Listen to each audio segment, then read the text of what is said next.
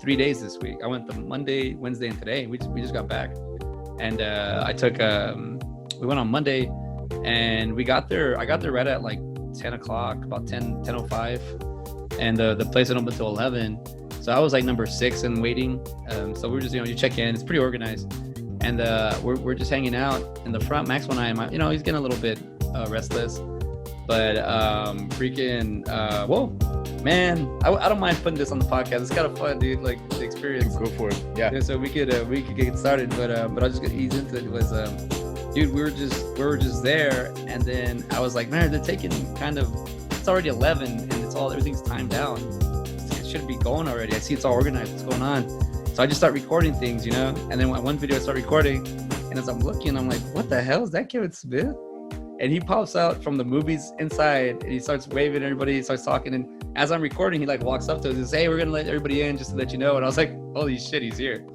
Like, that's crazy, man. I was like, oh, "What the heck? He's here!" And then I didn't make friends with anybody yet because everybody recognized me Wednesday and today because they're like, "Hey, this guy's coming back." But on Monday, like there was the person, the check-in person, like she was like what do you call it? She was like, "Do you want to get something signed?" Because they were kind of letting people go, but I was like, "Oh, I got my son. I don't know." She's like, "Here, give me what you need." And I gave her. Hold on, let me just grab it real quick. Yeah, go for it.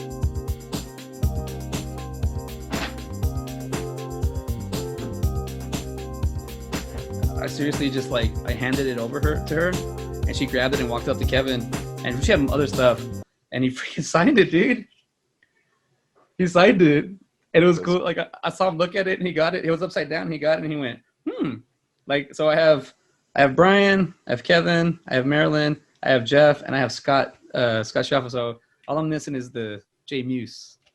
That's it. And I'll be done with that. But he also signed this too. That was pretty cool. Like, yeah. It was pretty awesome. I mean, he was only there for moments. Did you get to talk to him at all? Or? A little bit. Like I'm not gonna even say we talked. I'd say we just kind of went, hey. Like we just kind of it was a meet. It was totally meet. And and the thing is, I was later on that night, I got a notification for Fat Man Beyond, his podcast. Yeah. And on Facebook, and he was talking about. I was kind of like, man, he looked a little exhausted. Like it looked like he was like he'd been in a lot of places. Well, he had been. He was in Florida. He was in Florida doing a meet and greet like Friday, Saturday. Then he went to Orlando and spent it with his mother on Mother's Day, and then at 11 a.m. he shows up at Austin, does the ribbon cutting, and then flies back to California. And he said he was in 3 states in 6 hours on the podcast. I was like, holy crap, that's insane! Like, damn, man. But it was that's impressive. And there's a Ric Flair commercial going on right now on Tubi. Yeah, are you watching on Tubi or? Yeah, I paused it though, but I was gonna put it back right now because we're talking about it. But also the thing that was so cool about that, dude, I gotta say the merch girl they had there, that I was wondering if she was working off commission or something, man, because she was slanging it. Like she was just selling things left and right, and they had so much memorabilia. And when I went on Monday, they had a lot of stuff, and when I went back Wednesday, it was like all gone. But I was like, it was her kind of, because I also got the name tag, I got a few things, but also got this bad boy. Oh, that's awesome, man. Awesome City Movies. It's so cool that you got to go and do that. And so do you have to pay each day, or did you get like a 4-day pass, or no, you have to buy stuff. I bought the minimum. So just the illusion of me spending a lot of money. I didn't really spend a whole lot. I would just buying like you buy the burger, and it comes with like the hater tots. And then yeah, it's funny. And then was the food good? Oh, dude, food was amazing. Really? I tried 4 items, and they're all amazing. I actually tried 5 items. I took a bite of the other one. I took a bite of the cock smoker. It was pretty good. Dude, I didn't even realize they had this burger that it's like a sloppy burger for the Austin movies that they're doing. You can only buy there. I bought it today, and it was basically like a meat and cheese burger with a secret sauce, and inside of that was 2 patties, and inside of that was a fried chicken. Like, Jesus! I thought it was an onion ring. I bit into it. I was like, oh, that's a deep onion ring, and I was like, no, it's chicken. I was like, holy crap! It was good though. I had the vegan. Is this like a pop up, or is this a? Oh, okay, so it's not going to be there forever. Nah, it's gone tomorrow. That's why I did it, man. I was like, you know what, man? Especially like being like trapped in like last year, like I was like, man, we can't really do anything. And if this is something in my backyard, why not give it a shot? Why not try it out? And it was another thing. I actually got to get the signatures. That was crazy. I would have thought just the photo would have been enough, but like just to get to meet him for those brief, like getting to meet, being 6 feet away from Kevin Smith was pretty cool, dude. Like, I just, so we'll segue into this because we're now just talking about my movie experience and it was kind of funny having to tell people because my son, I was take him everywhere, and they're like, he would say we're going to movies, and people would be like, oh, you're going to the movies? I mean, no, we're going to a fictional restaurant. It's called Movies. And I would start saying it like that, movies, just so people wouldn't think it was movies. And so because my son was like, we're going to movies. And they always go to the movies, not movies. But it was overall great experience. I'm totally happy I did that. I'm happy I waited an hour with my son kicking me in the face to get inside. But that being said, we're getting started with the episode, and I also wanted to tell you about. I'll have the Mortal Kombat one. That one's coming out tonight. All right. And starting this episode, we are now going to be more concurrent with the time. So no more Horton there, CJ. We're good to go. I figured out our side by side pattern. So hello, welcome to Side by Side Movie Podcast. Oh, hello. You're here with your ghost, your host, your go-to guys, your ghost two guys. He goes, I'm CJ Robles. And I'm Ben Garrett. Good to see you. Glad to have you. Thank you for coming aboard. Yeah. The SBS MP, the movie podcast. Today we're doing MP. A little bit of Today we're doing a little bit of the repeat of offending. We're going back to the View Askew. We are going to hang out at the mall today. Because let's go to the mall. Let's today. all go to the mall. We're doing the View Askew movie, Mallrats, 1995, rated R, 134 minutes. It is a romantic, it's a comedy romance. It was released October 20th, 1995. Both dumped by their girlfriends, two best friends seek refuge in the local mall.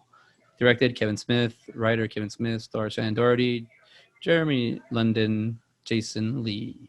And we're putting it. This is what I would like to call a side-by-side movie comparison, as in not necessarily like the V like we do, but this is more like they kind of piggyback off each other. And I'm talking about 2009's Fanboys, rated PG-13, 1 hour 30 minutes, adventure comedy crime, released February 13th, 2009 in Iceland. Star Wars fanatics take a cross-country trip to George Lucas's Skywalker Ranch, so their dying friend can see a screening of Star Wars Episode 1, The Phantom Menace, before it releases. Director Kyle Newman, writers Ernest Cline, Adam F. Goldberg, stars Dan Fogler, Jay Baruchel, Christian Bell. So, hello, welcome to the mall. How may I help you? Well, I don't know if you can, because who goes to the mall anymore? Oh man, have you ever had a mall job before? No. I steered clear of that and stuck with Domino's for 8 years. Dude, when I was 21, I was I don't even know how to say this. I was a storage guy for Abercrombie and Fitch. What were you, like, dealing drugs or something? Nah, I wasn't. You said, like, how do I say this? Well, because the reason I'm trying to say is I was a storage guy. We were in the back. You're the back. It's kind of like the back of the house. You're in the back, and you're the guy organizing everything. And they have like two crews, the front and the back. There's always two crews. And then the front is more of the pretty boy guys, the dudes with the chiseled abs, the guys that were Abercrombie. Well, sometimes these fools wouldn't show up. I mean, not sometimes, all the time these fools wouldn't show up. So they had to pick people from the back. So they get my dumb ass, put me in the front. And I'd be the one thing I did really dislike about Abercrombie was they just put the freaking cologne everywhere. That was their thing. Like they're just smelling that all day. But I worked it was at the La Cantera Mall in San Antonio. You were the backup. Yeah, like the B string. Like get in there. You'll do if somebody doesn't show up. You're really not our demographic, but we need one person in the front. Yeah, right. You're close. Close enough. Yeah, close enough. Like really, just put this cardboard like this cardboard cut out this guy's face, and you'll be good. And this body, because I forgot what episode it was, but we were talking about when I used to work at Abercrombie, and I used to like tell like the head marketing guy like, why are we selling like, why do we have pictures of people with no shirts on, but we're selling clothes? I don't make no sense to me. It don't make no, like I don't get it. And yeah, the mall was an outdoor mall, so it was not like the inside. I did work at GNC back in like I right out of high school. I worked there for a summer inside the mall, and it is kind of like you do get this repeat of people. Characters tend to, human people. I mean, human natures. We have our own habits, so we kind of go back to like doing our own thing. So I mean, I have a mall. My dad, he had a business where he would do floor maintenance, and he would go and clean like the floors of like these expensive like commercial buildings or whatever. And then he got the Regis, the hair cutting place. And on Sunday mornings, we used to be there like at 5 a.m, like cleaning and doing everything. Well, the mall's open around, I don't know, 6 or 7, but the stores aren't open, but the mall itself is open. So people would go walking around. Well, the older gentlemen, the older lads would get upset because we'd take out the chairs and put them outside and clean the floor. And he's like, "You're getting in my way. You're getting in my way." And like one time this guy was like getting in front of my dad's face, and like this old like 60, 70-year-old man is getting in my dad's like maybe 35 or something. So getting in his face, he's like, "This chair doesn't belong in my face. It belongs here. I need to walk." And he's like, my dad's like, "No, I'm cleaning. Like you can't touch this stuff." And I just remember like all that being there, like, oh man, the mall. Like I didn't even realize people were here this morning, like this early. I didn't realize it was a facility for the geriatrics. No offense, but it's kind of like the That's where they go to exercise. It's air conditioned and it's ventilated. You can go during the summer. You can go during the hottest summer, the coldest day of the winter. You're around a lot of people. If anything goes wrong, Yeah, so we used to go do that. So I was a few that, and then also I gotta say Mallrats. I was trying to figure out like when did I see it because I can't really remember. It came out in '95. I know I saw it probably '97 or '98 because I was still in junior high. Because I remember my high school relationship. I was like, damn it, like I guess because I really get that with Brody and Renee, like their relationship. I really get that they kind of argue a lot in a way, but it's because they both have like strong views, but that they're not on the same page. And that's what that's Kevin Smith, tipping the hat. I'm happy I got to see you in the flesh because him putting him in that like that relationship in this movie, you can relate at a really young age. And then you get to see like, cause even like the writing where she says, he goes, "You never get to meet my mom." And then she goes, "Yeah, because I'm just fucking you," or something like that. Like that scene, that line, like it's really crazy because it's like, why are we together? Why are we dating? Why are we? Where are we going with? So this movie's a lot about relationships. What you think about Mallrats? I loved it, man. This was Kevin Smith's second outing. Mm-hmm. This is his follow-up to Clerks. Yeah. Right? So I think a lot of the dialogue between Brody and TS, man, that is some of the best dialogue, ever written. Just from them, even from the start where he's talking about his cousin. How am I supposed to get the gerbil out? How am I supposed to get he's a weird guy, and like that's how you start Mallrats, it's real quick about that story. Do you hear the cousin's name?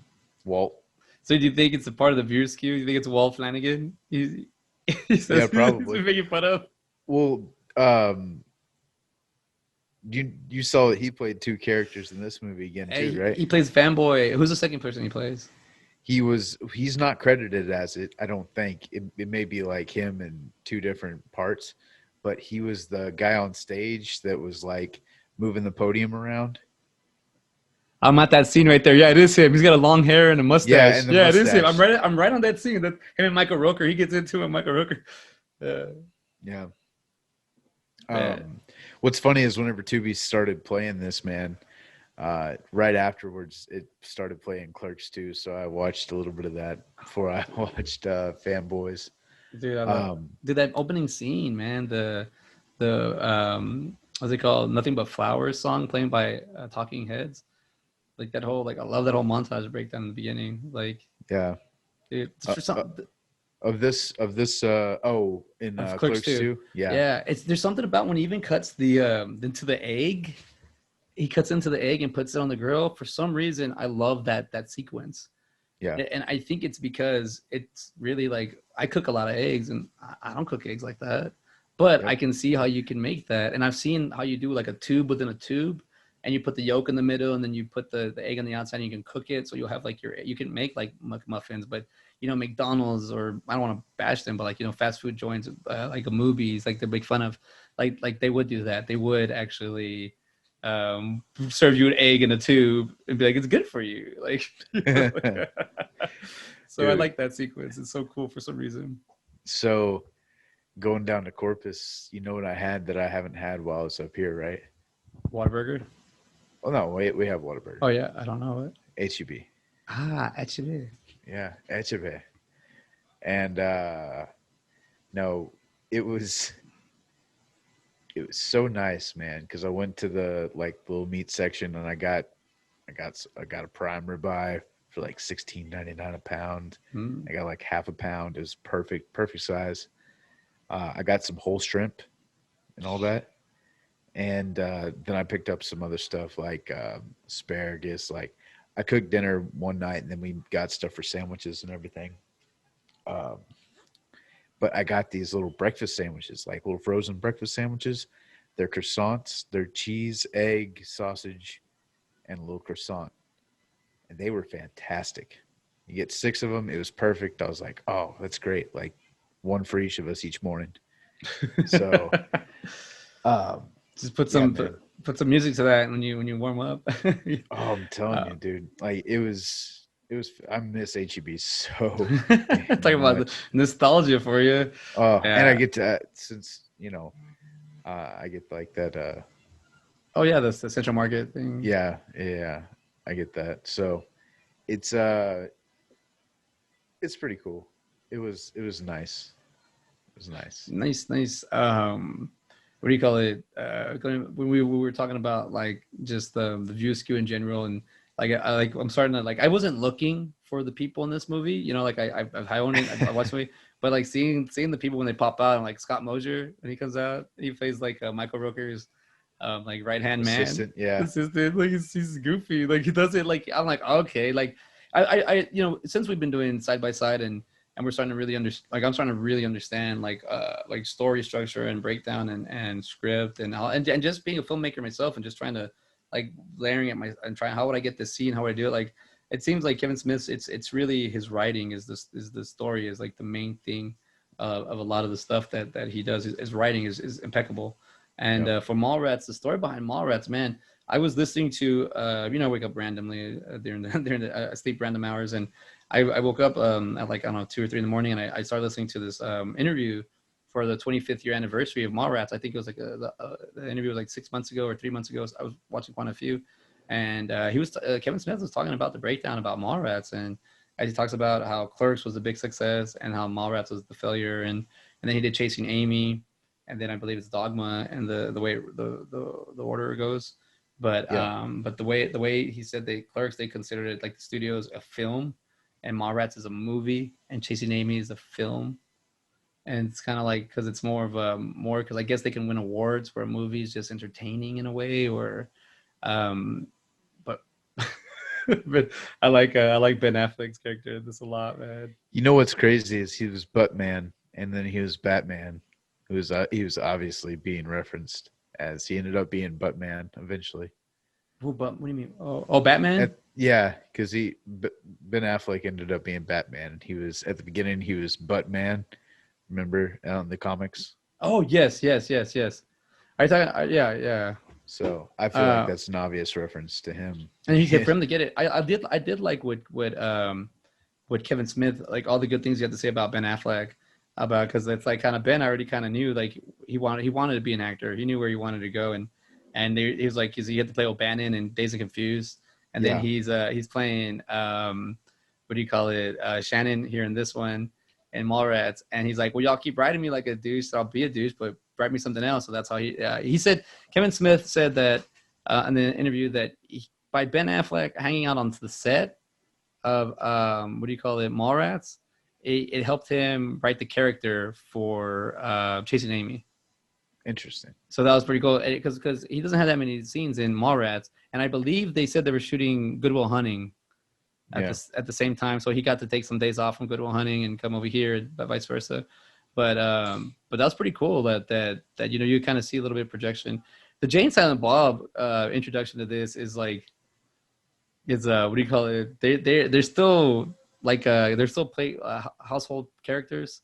They haven't really taken over, and that's why I understand why Jay and Silent Bob Strikes Back is such a way better like a projection of them of two like soft or not the two just character actors or characters, and then now you give them leads, and this is how they carry a movie. And then Clerks 2, it's like they're sharing the screen time with Dante and Randall, and it's like, damn, these guys they really like you're growing with them at the same time on these stories. It's pretty cool. Well, I noticed this go around. They always have like those cartoon noises behind them. You know, Jay and Silent Bob do, like, you know, whenever he's doing the Wolverine claws, and you know, whenever Jay is hanging upside down, the rope starts snapping. It's like, pring. You know, Yeah. it has those like cartoon. So it's almost like, hey, they're here for like comic relief, and you know, this is like another bit of modern day Shakespeare. You kind of asked, you kind of asked me that before. I didn't really get to that, but I feel like it has the same great dialogue that Clerks does, but it's able to have a little bit more. It can go different places. It's not, you know, stuck to just one location. So you have a lot more freedom. So he can do different shots. He can go into a hallway and stuff like that. You know things that he couldn't do so much with Clerks. Like they can go on top of the building. And Yeah, you're saying film wise, yeah. Like he's able to take you to more, you know, take you to more places, different places, it's stuff like that. So you know he really, I feel like he got a lot of good angles in this movie as well. And I mean, even the whole stage set up with the, you know, in the mall, you know, that's a crazy thing to think of. Like people coming to a mall and sitting down and going to a game show, like that's a crazy thought to have. I mean, But like, what was that? You said 25 years ago they were doing this, and like now that happening is just like what we barely even go to malls anymore. Like I don't know, man. What's that? I was gonna say malls are kind of they're still popular. Like they're not like dead, but it's because I'm just saying, like with COVID and everything, that really kind of put a the outdoor malls are now the big deal, but they're already around. It's kind of hard because everything here is all kind of outdoorsy. So I would think something like maybe Minnesota, where they shot this, would definitely be like your mall is probably. Well, I don't know. I think it would help you out. You need to be closer to climate. I don't know. I just think when I go to the mall now, it's not like when we were kids, because there's also more places to be. So it's not like people are gonna just kind of go to the mall anymore. It's like before mall, man. Like, you know, you could drop your kid off at the mall and it was okay. Like you wouldn't have to do, you know, like back in the day. Now it's like, now you can't even do that. You can't even have your kid in your own house without someone trying to break in or do something. But I don't know. I feel like malls, with COVID and that going around. But I mean, I mean, we're kind of going back to like just, you know, like we're getting there. So I don't know. I don't know if malls are ever going to go away, but I don't know if they're going to be as big as they were. I just think I think there's so many things to do nowadays that we don't have to. It's how we choose to use our time. Because theaters, I think we had the discussion where we thought theaters are going away, but I don't think they're going. They're obsolete. They're just going to get not as big as they used to be. Yeah, I mean, I don't foresee Cinemark having a theater in every little town from here on out. You know, like it's just, it won't be worth it for them. Like even the small town, even from Stephenville, you know, like if they didn't get a whole lot of business during this, which you know, during the COVID time, you know, there's a good chance that they could shut down. You know, I mean, any business can get shut down right now. I mean, even if come on, even if like, what did Elon Musk just do on SNL? You know, it's like something about. I don't know what the hell he did, but his stock went down. That's for sure. Yeah, that's what I'm saying. Like that's what I'm trying to say. Like any little thing you do now, it affects you. Everything's moved so fast. Back then, it was slower times. My whole thing about Mallrats is I love it. Other than just the purity of the movie itself, I love for the time that it's in, man. Like the time that we're watching, Mallrats came out. Like we did hang out at the mall, and we were kind of like just I don't know the way they described Mallrats was like, what's Mallrats about? It's like Clerks but in a mall, and it makes sense to me now. Like I understand what they mean when they say that. Because we would go to mall, and I remember when you go to a big mall when you really got excited because you go to your little small my local small mall, and then you go to like a San Antonio mall, which would be like bigger, but then you go to like to the Galleria like in Houston, and you're like, oh, this is a mall, like what is this? This is like a town. Yeah. It's like, so malls are kind of, Multiple levels and then you start seeing like the candle factories. I mean, the candle stores come around, and it's like, what the hell? These candles are like $30 for a candle, like people pay this. I know. It's like, wow, like multiple times today. This person just bought 6 candles for gifts. What? And there's like $110 right there. Like, yeah, I mean, there's novelty shops in the mall. I always thought the mall was like a generic place you go to shop, but really it's just a generic place in general. I mean, I was a kid that went to comic book stores, Southwest Comics, Heroes and Legends. Like I used to go to comic book stores and I used to hang out at the mall. And this, but I was always at the arcade. I wasn't just hanging out the mall. I was just playing games or go to the movie theaters and play games at the movie theater. Just so many, the thing about the movies pop up. I had the pretzels. I was like, the chocolate covered pretzels. You do the whole technique he explains to you. Yeah. About how he does it. That's pretty gross. It really is. I'm at the part where he's talking about placing his hand somewhere in the cashier. It's just like, I know exactly what he's talking about. And just walks away.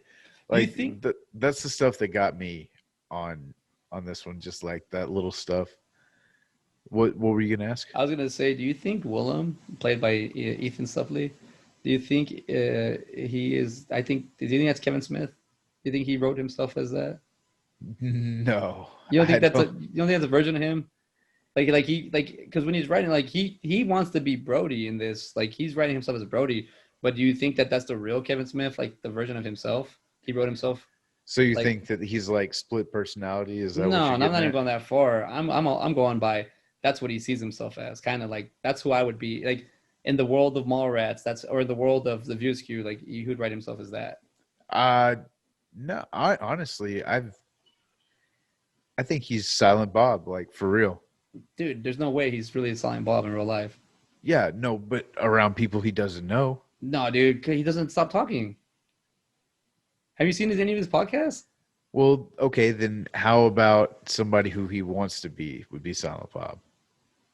What I've gotten from the View Askew is that he wanted in Clerks, he wanted to be Randall because Randall has all the best lines, but he was too much for him to do, so he went into Silent Bob so he can still be in the movie but would not talk. Now I'm thinking that the Ethan Suplee, the Willem, I'm thinking that that's how he visualized himself at one point, that he was that guy, so he threw him in there. And Ethan Suplee is a repeat offender. He was Clerks 2, and he was. He's a repeat offender, so he's also in, was he in Boiler Room as well? He was he was in Wolf of Wall Street. Okay. And he's also and Ethan Suplee is a repeat offender in our own episode today. Fanboys. What was his name? Like Harry Knowles or something like that? Yeah, Harry Knowles, yeah.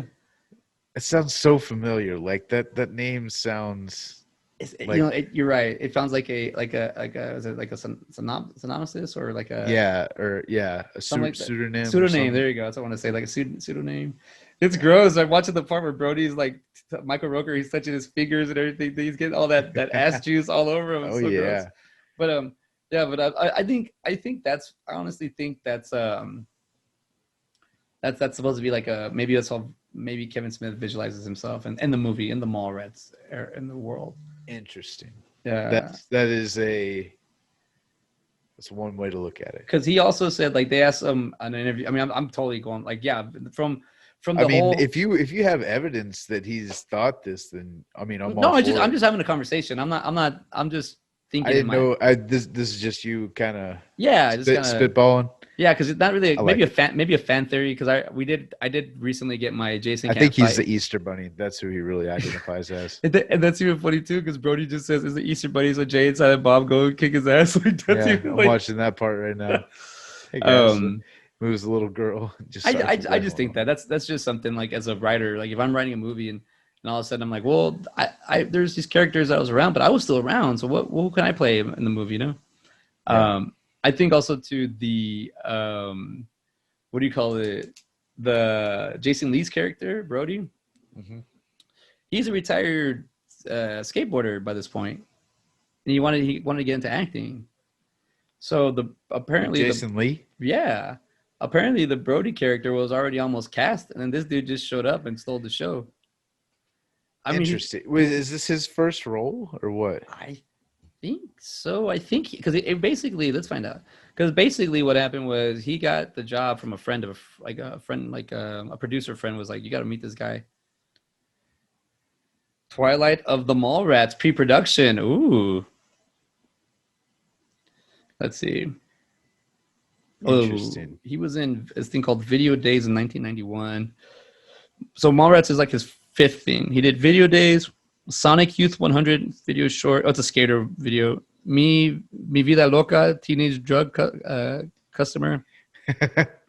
He was in that was 93. In 93, he did Red Cross, Jimmy's Fantasy, video short, and then Mallrats. All right.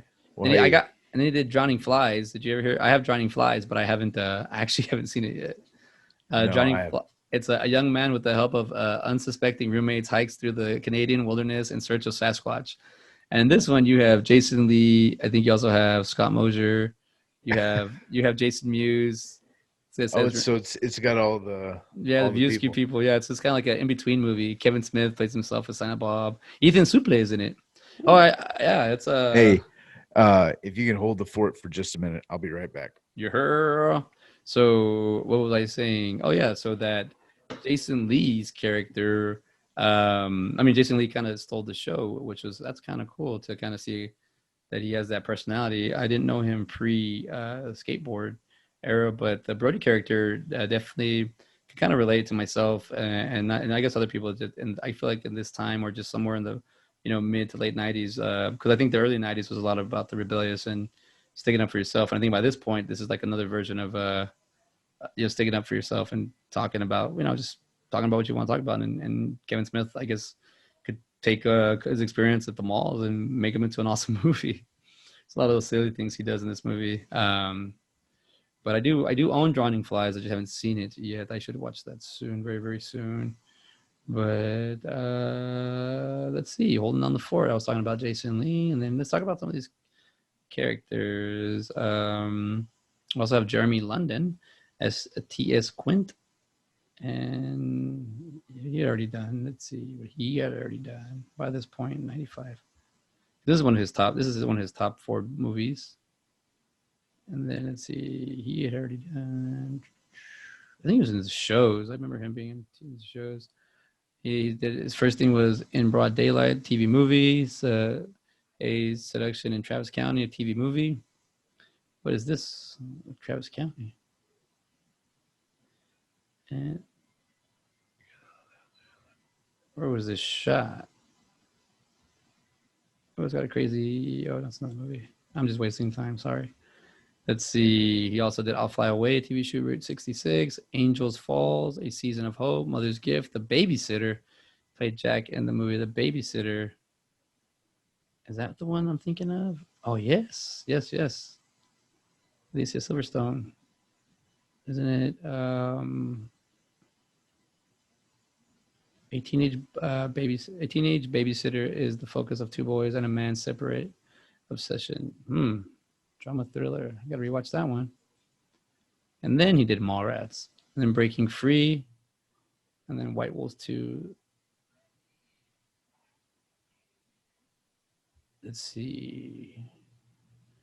And let's see what his brother Jason was in at this point. He's the one Dazed and Confused. So Jason's in Dazed and Confused, Jeremy's in Mallrats. Going to have to remember that. Let's see what Jason had done up until this. By the time he did Tales from the Crypt episode, cool.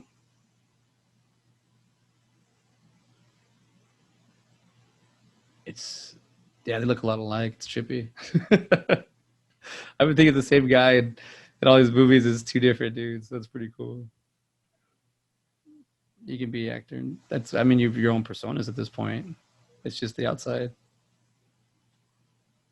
See where Ben's at. I'm holding the fort. I'm having to keep everybody entertained. All right, so I thought it was gonna be a little bit, but let's keep going. Let's see.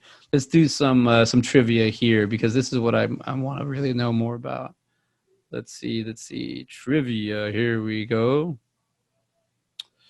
Brody's comic book collection seen in the movie was director Kevin Smith's collection at the time, which has grown considerably since. The collection is what Smith was able to purchase back after selling his original collection to finance production of Clerks. While shopping, Renee Moser, Shannon Doherty, is seen wearing at least 3 different outfits. Doherty had a clause in her contract that she could keep everything her character wore. So came up with the plan that her character should wear everything she bought on her shopping trip. Studio almost replaced. Yeah, here we go. I wanted to talk about this. This is what I want to talk to Ben about. Let's see. Trying to dye his hair for a better look inside the ball. Okay, it says, oh, is that what Michael Rooker's character name? Sevening was not originally supposed to be bald. Michael Rooker was trying to dye his hair gray for a better look, but decided that bald would work even better. So dude, that's pretty cool because I thought that was in there. I thought that was like a Lex Luthor kind of thing. Or Luger. Let's see. Exterior. While filming exteriors of the mall, production assistants would stick paper New Jersey license plates on cars in the parking lot. Occasionally, unsuspecting Minnesota mall customers would drive away with the prop plates attached. See, it's cool how I'm finding things out together. We're gonna repeat all this so Ben can kind of get in on this. Oh, thank you. I appreciate that. Oh, have you been here? I've been talking the whole time. Oh, no. I was listening. Oh, I had my headphones in. Oh, I went back and I can't see the monitor, so I was just looking at the IMDb. So yeah, dude, I was gonna talk about some of the stuff that I came up upon. I was talking when you took off. So this is Jeremy London, and Jason London was. I just totally forgot. I said Jeremy's in Mallrats, and Jason was. I just forgot. Dazed and Confused. Dazed and Confused. I just forgot that. Yeah. Could you imagine being Ben Affleck? Be like, well, yeah, I worked with you on this.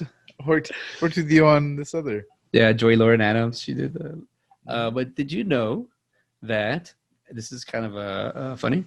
That the studio almost replaced Jason Mewes with Seth Green and Beckett Meyer. Sorry, the third nipple's on. I gotta watch this. Yeah, so the studio didn't want Jay Mewes to play the role that was written for Jay about the role that inspired to write Jay was from the character with a person named Jason, and they didn't want him to play that role. It's based off him. Like, could you imagine Seth Green or Beckett Meyer? Like, no. I mean, they both went on to do Robot Chicken, which is awesome. Yeah, they have the potential, but did they say why just because it was him? No, I think also because Jay Mewes is an addict, and that he was a high liability. Because that was a hard thing for him I think it was Jay. Was it Jane Silentback or it's one of the? I think it's Jay and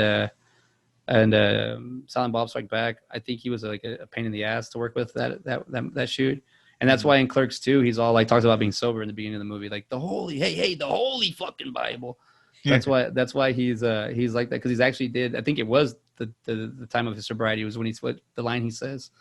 But yeah, I think that's what they wanted, or I just kind of they didn't want Jason Mewes to play the role, so he had to audition for the role that was based off of him. That's what I wanted to say. There we go. Okay. It says here the studio almost replaced Jason Mewes, Jay, with Seth Green. Kevin Smith insisted that Mewes should play Jay, but the studio made Smith take auditions for the role. Beckett Meyer also auditioned. In the end, all concerned agreed that Mewes was right for the part. That's yeah, I see that. That's like the first. And then check this out. What's Michael Rooker's character's name? Is it Sevening? Spinning.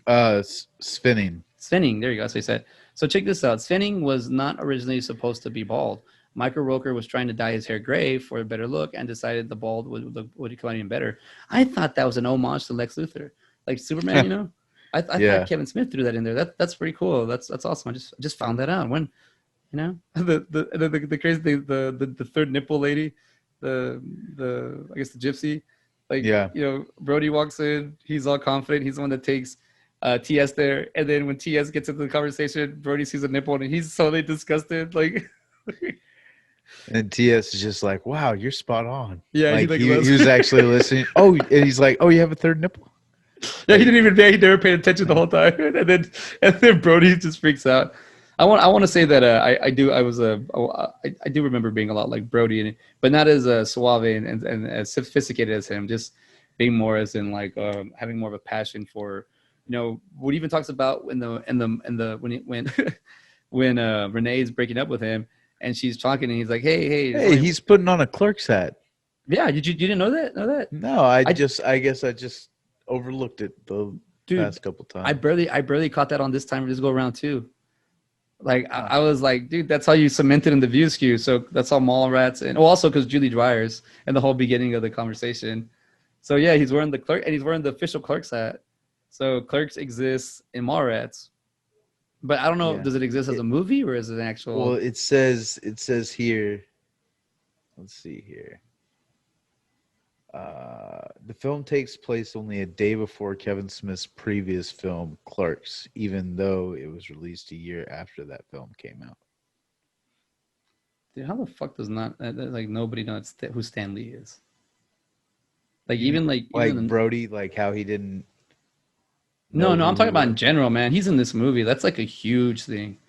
Yeah. Like at the not to bring it up again, but at the movies there was a guy like this. Is how I knew we could get this kind of signatures because there was a guy there that was like, I need to get Kevin's signature like right now. Like this is like the one of the last signatures I need.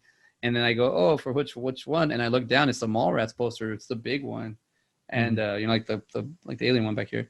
And he goes, yeah, I need to get this signature. And so he just went up there to get it. And I looked and I was like, holy crap, you have Stan Lee's signature on this thing. Like he has like everybody's signature on that poster. I was like, holy crap, that's awesome. Like Damn. like that's That's awesome. Like crazy. when I Yeah. the so my first cons were 2018 where I was like I'd been to conventions or like swap meets, but I never been to like an official convention like that. And I went to Mhm. one in San Antonio, and after that experience, I was like, oh, I have a list I need to get, and I had Stan Lee on that list, but then he passed away, a couple months later. And then I was like, damn it. But I did have him like, I'm like, wherever he's at, I got to figure out a way to get to him because that would be cool. But and he's actually like, in his movies, he's just so, I feel like it is Stan Lee. Like, I feel like Kevin didn't really have to write Stan Lee too hard. I feel like that's how he No. really is. And it was so cool. And then the shit that Brody has is the Hulk's dong. Things dongs are made out of like rocks. Like It's all like you this should shit. get him. You should get him some help on that. Seems to have a weird fixation with.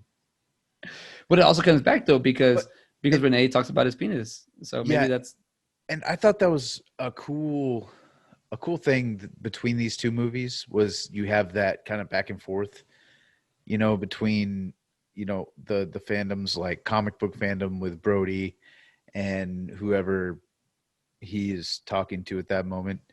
Um, and then in fanboys you have them just going back and forth about Star Wars the entire time. So whereas Brody doesn't always have somebody who I feel like TS is probably a little versed in comic books, but he probably stopped at a certain point and Brody just kept going. So he can talk to him about it, he understands, but he's just not as into it as Brody. well, there's that line that Brody tells TS when he says, "Come on, I tried spoon feeding you this or something like that, like in sixth grade, and you went to sports." Yeah. So that kind of is that divided that in that junior high age, like, are you kind of do this or that, and sports kind of does kind of take a lot of time. I did that. I did both. So, but I also, there's also other things, but Yeah. So how I was looking it up earlier. So this was 94, right? well, the movie, yeah, 95, 94, 95. That movie was released in 95. 95.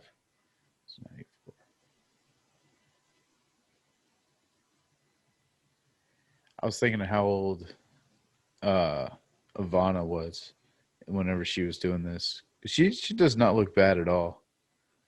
She's what, in her 40s? Oh, you're talking about third nipple? Is that her? No way. Is that? What's her name in the movie? Ivana. Ivana. Oh, is she's? Oh, I thought she was the. I thought she was the actual. I'm sorry, I got her confused with Elvira. Sorry, No, I thought her it was name is Priscilla Bonds. Have you ever seen Jane the Virgin?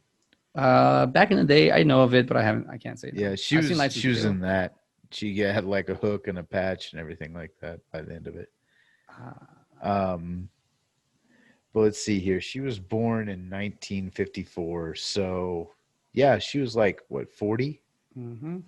Yeah, okay, she wasn't doing too bad for 40. And that was in 94, so she's like 60, probably 70 now.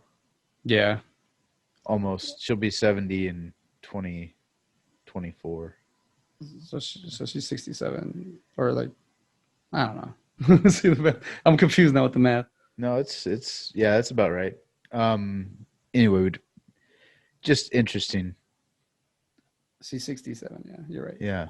Um, yeah. I mean, she was playing. I mean, wait. Are you saying that you like the third nipple? Is that what we're getting at here? Is Yeah. that? Yeah. Oh, okay. Oh, Okay. there's a third nipple. I didn't even notice. Oh, you didn't. You're into the conversation. Um, yeah, exactly. And Brody's reaction is just Oh. fantastic. Yeah. I love it at the end too. Where he's like, whenever she pulls it off, works every time, then eats it. Just like that's the craziest part about it. It's like a pepperoni. Mm-hmm. I mean, the repeat offenders on this list. So we also have we have Kevin Smith and Jason Mewes. Yeah. We have Ben Affleck from what movies did we do? We did the Justice Zack League. Snyder and Justice League. Yeah. So Ethan Suplee is actually a double offender in this episode. Yeah. And we could have just been like, oh, this is Ethan Supplee's week. Yeah. We're doing 2 movies with him. Yeah. Exactly. And also Kevin Smith and Jason Mewes are both going to be in these movies. Walter Flanagan is definitely a repeat offender, and so is Brian Johnson. He's Steve Dave. Tell him Steve Dave. Yeah. Wait, Brian Johnson is not in Clerks. Sorry, he's just a first-time offender. I was getting confused. Scott Moser is a repeat offender. Brian O'Halloran playing Mr. Gil Higgs with that badass like mullet. He is a repeat offender there. Randall Graves wasn't in this one, was he? Nah, he's not in that. I think Jeff and Kevin, they kind of had I think there's like a pause in the relationship, and then he came back for Strikes Back. Yeah, because Kevin Anderson there's a little gap for him. Yeah. And Brian, there is no gap. Brian is like in almost all the Viewski movies. I think was Jeff Anderson in Dogma. Yes. I think he plays like a small. It's just a shot of him. Yeah. It's not even like a. I know Brian is because he plays that guy that's. And he's like the anchor. He's like the TV anchor. Grant Hicks. Yeah, Grant Hicks. So it's always Dante Higgs, Gil Higgs, Grant Higgs. I hope they bring back Gil Higgs, man. And actually, I hope they bring back the Chuli's Gum guy, Scott Schiaffo, my boy. Hope they bring him back, man. I hope because it seems like you can. I don't know how they're going with Clerks 3. I don't know if they're gonna go big budget, like they're just gonna go make like the reboot was huge, but they were trying to cram every like nostalgia, every kickback there, every cameo there, and that was exhausting. But for the Clerks 3, I wonder if they're gonna go. I'm trying to stay away from any of the forums or any of the I want to just go walk into it, like me, like walking into it. You don't want to watch the trailer or anything like that? Not even I don't need to watch the trailer. Like I might watch it just because it's gonna be out everywhere. And I'll say I have to, I'll do it, but I'm not gonna try to like go out of my way to learn the plots or fan theories or anything. I'm just gonna wait because I already have my own fan theories, and I'm just gonna write them down, and then when I go watch it, I'm gonna see if I'm right on any of them. That'd be cool. Yeah, because I would see where the characters go, where you like to go, but it's definitely gonna be a Phil Randall based. Because this is gonna be what, almost 30 years later. Yeah, 94, so it'd be almost. Wow.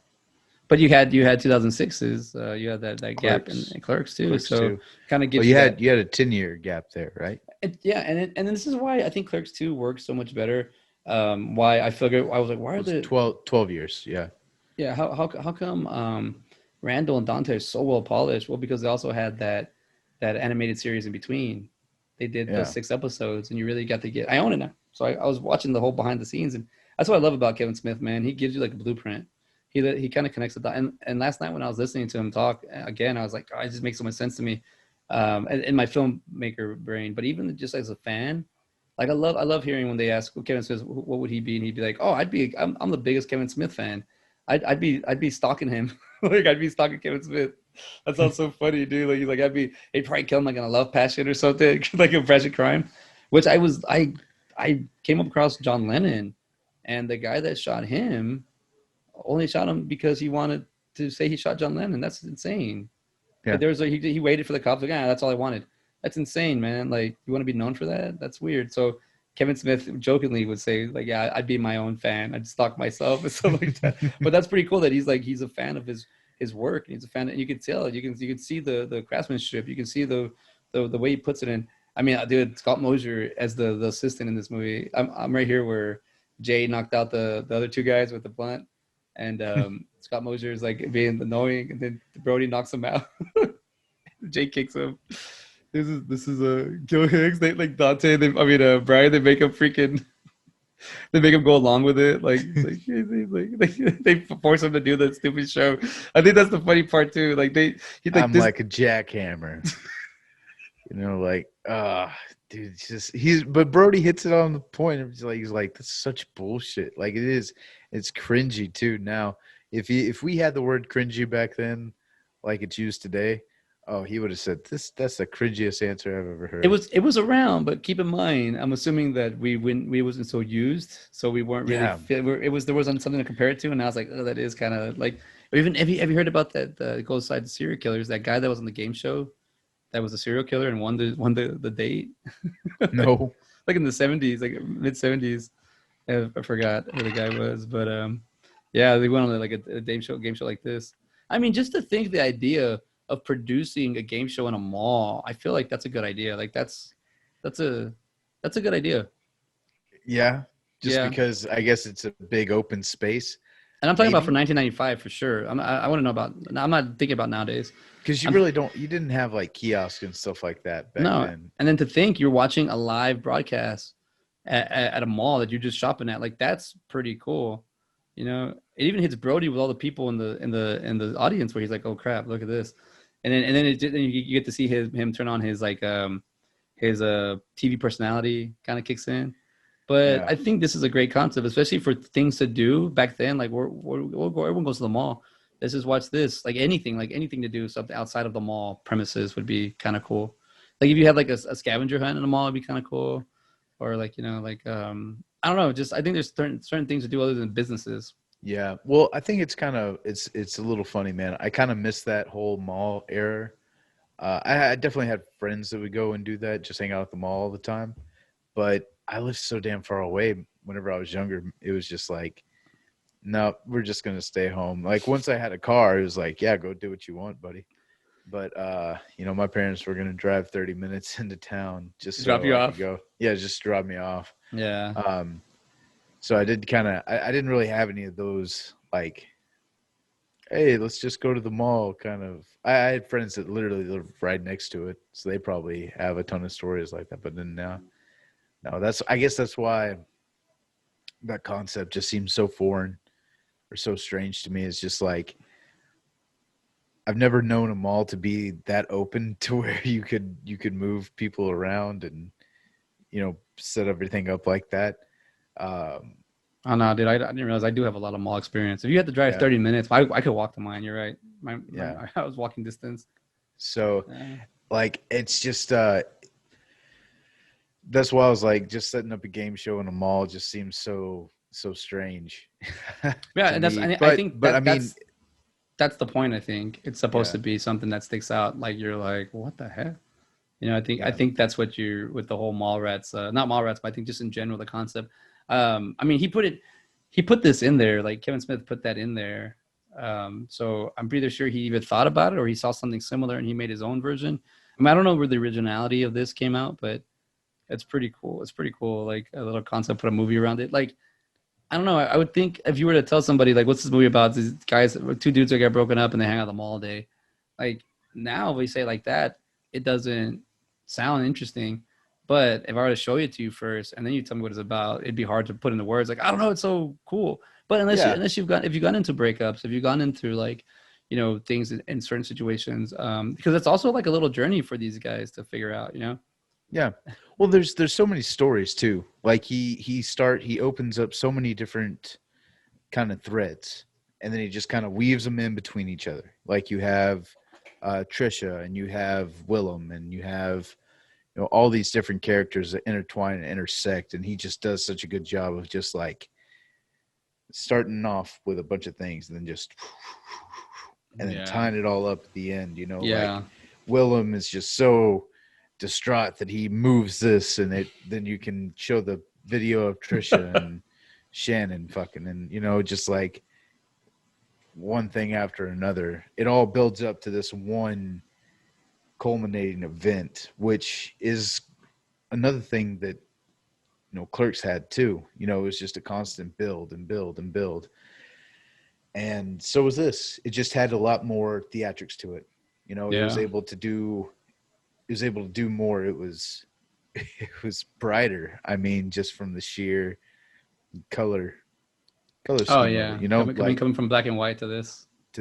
I mean, you have a $5 million budget in Mallrats, opposed to 27,000 in Clerks, and but the gross that Mallrats came in was way more than what Clerks made way more than Mallrats. Mallrats only made $2 million. So the whole time, even in the episode, he was in the interview, he was saying, "Do I owe that money? Like, how does this work? Do I owe $3 million?" And I mean, that would make me think like that too. Yeah, well, and it's it's not surprising that this movie wasn't a commercial success. I mean, I feel like Clerks it was a commercial success because it didn't take that much to make. Like it got that return, and you have this movie where it's like the guy who made Clerks, and you're like all these, all those people that saw it are like, oh yeah, I'll go see that. But I mean, it's not going to attract anybody new. It's not going to attract anybody that hasn't seen the movie already. So you get maybe about half the people that have seen your movie. And this is a year later. So the exposure of Clerks can't be what it is now. I mean, if somebody said, nowadays, like, oh, this is a guy who made Clerks and you haven't seen Mallrats, I mean, that would be perfectly understandable. It's one that can like sneak by. I saw Mallrats before I even saw Clerks. Yeah. And that's the crazy part about it too. I think this was on Stars one day and I just kind of caught it. Jay and Silent Bob may have been the first thing that I was introduced to as far as the View Askew-verse. And then I saw this, I was like, Jay and Silent Bob, and just kind of started putting two and two together. Yeah. I really got into it ass backwards, but I just kind of stumbled into it. I didn't really. Actually, Dogma. Dogma was the first one. That's what it was. We watched Dogma, then Jay and Silent Bob, and then I saw this, and I was like, oh, Jay and Silent Bob. And Jay and Silent Bob, they live in the Scream. They're in the Scream 3. So you know what I mean? Like, they started making a name for themselves. I honestly think that the way I saw, I remember I saw Mallrats first, but I didn't remember it. And then it got me to the point where also like trying to talk about it when no one wanted to talk, like no one knew to talk about it. Like, cause I was like, I know I've seen this movie Mallrats. I think it was the relationship aspect of this point. Yeah, that's a good one. The relationship, or like the word assassin, ass in. Whoa. I think like I remember watching Mallrats, but just being more I remember Jason Lee's performance stuck out a lot to me. I remember Jay and Silent Bob. I kind of remember vaguely. Michael Rooker stuck out the most to me because he was in Cliffhanger, and I saw Cliffhanger at the theaters. I think I want to see Cliffhanger. Was dude, he's a repeat offender. What were we forgetting? Tombstone. Oh, you're right. And guess what? You know who else is? Speaking about Tombstone, or I think Wyatt Earp, Lyndon Ashby. We left Mr. Johnny Cage off the repeat offender list last week off Mortal Kombat. Really? We forgot to bring him up because I remember it was eating inside of me, and I was like, I got to bring it up. Lyndon, you got away, but we caught you. He only got one episode away. Where Michael Rooker has got like 6 episodes away. We got to, you're right. Yeah. He plays with Curly or something like that, or he's in he's one of the he turns around. He's McMasters. He's McMasters. Is he McMasters? Yeah, he's McMasters. I think. Yeah. Okay. Yeah, he's McMasters because he's got the curly hair. So Lyndon Ashby he had to have been in Wyatt Earp. He's Wyatt Earp because he was because it's him and Bill Paxton played the same characters, which was Warren. I'll be, man, Morgan Earp. Morgan, there he goes, Morgan. Yeah, Morgan. I got it. I knew. I was like, that dude tried to get past the system, and we're gonna catch his ass. We're gonna get him, and there has to be. I mean, don't get me wrong, there has to be people that are slipping by, but we're trying to catch you. Don't worry. But I let it slide, Mr. Johnny Cage, because that's my boy and all. But we'll catch you guys. Don't worry, you repeat offenders. I feel like Joey Lauren Adams has been in here before. Not yet. But I will say that, damn, I got so upset when San Antonio Big Texas Comic Con 2019. I think it was like August or something. She was on the bill, and I was like, yes. And then the day before, she canceled. I was like, no. I was like, dude, she's so beautiful. She's so cool. Like, even the way Kevin was talking about her in that interview, like, she's from Arkansas, so she's kind of like down to earth, like, one of the, like, not one of those LA prestigious or like, New York, like people like that. They're like, middle America kind of people. And middle America, and that was kind of cool. Yeah, she's dude. I don't know she's she's Chasing Amy. She's Amy, dude. Like. That was the movie that Chasing Amy was the one that got me thinking. Like, I was like, that's a crazy concept. Like, and then later on, because I hang out with the LGBTQs and they're hanging out at certain events, and I can see how like just personalities hanging out, you kind of attach to each other. But yeah, she's I don't know. We'll find her. If we'll get back to her Big Daddy or some style. Oh yeah, dude. I mean, she's Dazed and Confused. Yep. And also Mallrats. I want to say the scene where she gets where Silent Bob knocks his head into the dressing room. Yeah. Or the topless scene. Thank you. And thank you, Kevin Smith. I totally forgot about that, man. I did. It caught me by surprise, like a good surprise. I was like, oh. And then I found out that that Kevin Smith and Joey Lauren Adams dated for a little bit. Really? Yeah. So while they're, I think before Chasing Amy or after Chasing Amy, something like that. They dated for a little bit. I think maybe a year or something. I don't know too much. But in the View Askew verse here, we did say Brian. No, we said Walt Flanagan. Oh man! So I watched Mystery Men the other day. I'm getting real angry this time. Getting real angry. Ben Stiller. So Brandy is in Mystery Men. I totally forgot about that.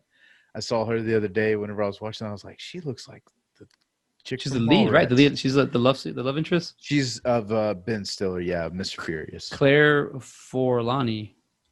Yeah, she's in Meet Joe Black, I think, and she's in a lot of stuff. Yeah. Oh no, she's. Yeah, Mystery Men. Monica, Meet Joe Black, In the Name of the King, The Rock. Yeah, she plays Nicolas Cage's wife. Yeah, dude, she's beautiful. As I'm watching Mallrats too, I remember her beauty was sticking out too. Like Kevin Smith, they casted, or I think Kevin Smith said whoever casted the people that casted the movie, the guy who casted the Mallrats. Harvey Weinstein. Nah, oh god, not that monster. The casting director. He produced it, so. No, but he didn't cast. He didn't do the casting. He just showed up. All he did was show up with the money and then show up with his face and then do this. I don't know about that. They don't call it the casting couch for no reason. Oh god, that's so horrible. Changing subjects. That's the hard thing about that's the hard thing about Miramax films, man. We got this monster that was like, ha ha ha ha. Watch these movies, but don't look at what I'm doing. Like it's to the point where like I don't want to play a blind eye to it, but we know what it is. It is what it is. The monster's gone, so. I mean, and this is anybody with power. We're going to see this with anybody that gets a position of power that they try to force it on, Oh, yeah. It's just that you see it everywhere. It's, yeah. It's just unfortunate. The whole William character is just built up the whole time. He goes, Stan Lee walks up to him and goes, it's a boat. He can't see it, but look, he has all the stains on his clothes. He's all like, And then, but I don't want to not talk about that. But I mean, I don't want to put a blind eye to it. But I'm not gonna focus on that because that's not what we're here for. We're here for the universe. We're here for the View Askew. Yeah. And sorry, I just like making unfortunate jokes. Oh, I know you do, because you like to take jabs at that Star Wars thing on me, but uh, Yeah. I'm you gotta understand, There you you are. know, I'm a Rebel Alliance, Rebel Rebel. Alliance, Rebel Yeah, Alliance. Rebel Alliance. Seth Rogen did a great job, by the way. Dude, I love that he Uh, plays two characters in that movie. I totally I totally forgot about that. We have a lot of repeat offenders in this other. Let's do Uh, the characters real quick on Mallrats, because we're hitting an hour, and usually, you know, our show, we just talk about things that you know, we like to bring up, or things that interest us. We're just talking about two movies, having discussion, regardless whether I love them or not, or you're already gonna know into the episode how much I care about it or love it. But I do want to say that the Force, he is 700 Thorson. yeah, I was looking him up too. He's I like a Swedish actor or something like I thought that. he was a wrestler for a long time. I thought he was the big boss man, but he's not. And he's actually in a So lot of also, is that Trisha's dad? in the movie. Yeah, I don't know. because at the book signing, like at the very end, he's there and he like kisses her on the forehead, on the head. But also, isn't Trish like Trish is the girl, right? That's doing the Yeah, whole. Yeah, she's the chick that's doing the weapon experimenting. sex. Yeah, Yeah, I don't know, man. I really don't know. She's also in Jane Silent Bob. I didn't strike back. I didn't know that. I know she was in the reboot for sure. I think she was at the. Oh, maybe it wasn't. Maybe she was in Strikes Back and she was just like leaving the movie theater, She plays something herself. like that. Probably one of those characters. Yeah. She Yeah, probably, because yeah. I think they have that at the end of Strike Back or reboot or whichever one. I know. She's in Twilight of Mallrats. Wait, did we just bring that up right now? Yeah, I did. Yeah, Yeah, she's yeah, you mentioned that earlier. I wonder what that is. yeah. Let's see, we got it right here on the IMDb's. Well, I mean, Kevin Smith, he lets stuff out when he lets stuff out, but he's not letting anything out on this thing yet. Um, it's supposed to be coming out updated May 13th. Now he's still in pre-production. It just has Jason Lee, Shannon Doherty, Kevin Smith, Jason Mewes, and Renee Humphrey so far. Interesting. Yeah. We also have in Mallrats. So we right. Let's see the repeat offenders. Well, I mean, I do like I said, the Stan Lee cameo, but that's not a repeat, not yet, at least not until we hit the Marvel. I did like how, you know, Kevin Smith put Stan Lee in his movie as a kind of a cameo character. Yeah. But yeah, but then also in Captain Marvel, Stan Lee is reading Mallrats script. Yeah, yeah, right. Isn't that hilarious? I always thought that was pretty funny too. Yeah, I think that was such a cool. And then it's a big old script that says Mallrats on it. Yep, and it has the same lettering as the title card and everything like that. Yeah, it does. And you know, Scott Mosier's character's name is Roddy. He does look like a Roddy, like like Walt Flanagan's fanboy. That's why he's telling Steve Dave. Yeah, tell him Steve. Brian Johnson's name is Steve Dave. But yeah, that's I guess we're. I mean, I'm almost. I was watching Mallrats before we got on, so I'm about like a minute or two about to end. Yeah, I've got probably about like 15 more minutes. Yeah, dude. I mean, just to see when I was younger and watched it and not having anybody to talk to about watching Mallrats, and it was not to like just talk about the scenes or the character. It was more about like, man, I haven't seen what do you call it, a movie that talks about comic books, talks about X-Men, and two things there's going to be a lot of similarities in this movie, but the thing I came around with Fanboys and what do you call it, and Mallrats was Jay says he does the Wolverine Berserker, and Regan and Brody explains to TS about what he's doing. I mean, even Kevin Smith says it, like, I have to explain what's going on because people at the time didn't know. But I do like it when Dan Fogel's Hush, when he gets in the fight with the Trekkies and he pulls out and he goes, "Come on, Bob!" Like he pulls his claws out. Like, he pulls his claws like, "Come on!" Like that. I love that because that's to me. I was like, oh, and I have friends that are into comics and they take photos, and I'm always like, "Blades out," because they're doing the blade like Wolverine or something. Yeah. And then he even says, "Are you Weapon X?" "No, I'm Wolverine." Like he starts going berserker. And I'm gonna start off with saying that this is how much of a fanboy we were growing up, or just myself, or my family members introducing us to this. But I had a cousin that was 1 year younger than me. I think I want to say he was in 4th grade. I was in 5th grade, but I also could have been like he was in 3rd and I was in 4th, around that age. And some guy in his grade that was smaller than him was picking on him, like physically pushing him around and hitting him. And I don't know why. I think just being a bully. And I was like, dude, you're going to take that? Kick his ass. You're bigger than him. And then my cousin was like, oh, I don't know, man. He's kind of hitting me. Just leave me alone. Don't mess with me. And all of a sudden I was like, yo, leave him alone. And then he wouldn't leave him alone. So I told my cousin, like, yo, step up. And you know what my cousin did? So this guy like smacked him in the head, and this guy pushed his face. And I was like, dude, do something. And he goes, I got this. Turned around, and he went, I do, kid. Like he like hit him in the chest, and that guy was like, what? And like popped him again, and I got in the way. I was like, yo, stop this. I was like, dude, what are you doing? Why are you using a do kid? Like this doesn't work. Like, what are you doing? Like, you're embarrassing me. Like, come on, man. Like just push him away and let's get out of here. But it was kind of funny because the guy was like a lot smaller than him, and I was like, don't take that from him. But that guy just would hit him, and I was like, oh, I guess my cousin doesn't know shit. Like he's like, he tried to do a do kid in a real fight, and he got his punch in the face.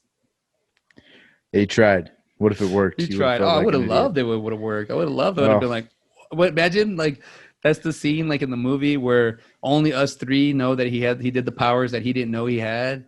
So the guy that got hit by it is like all days. He's like, what happened? And I just saw him doing a do kit, and I'm like, do it again.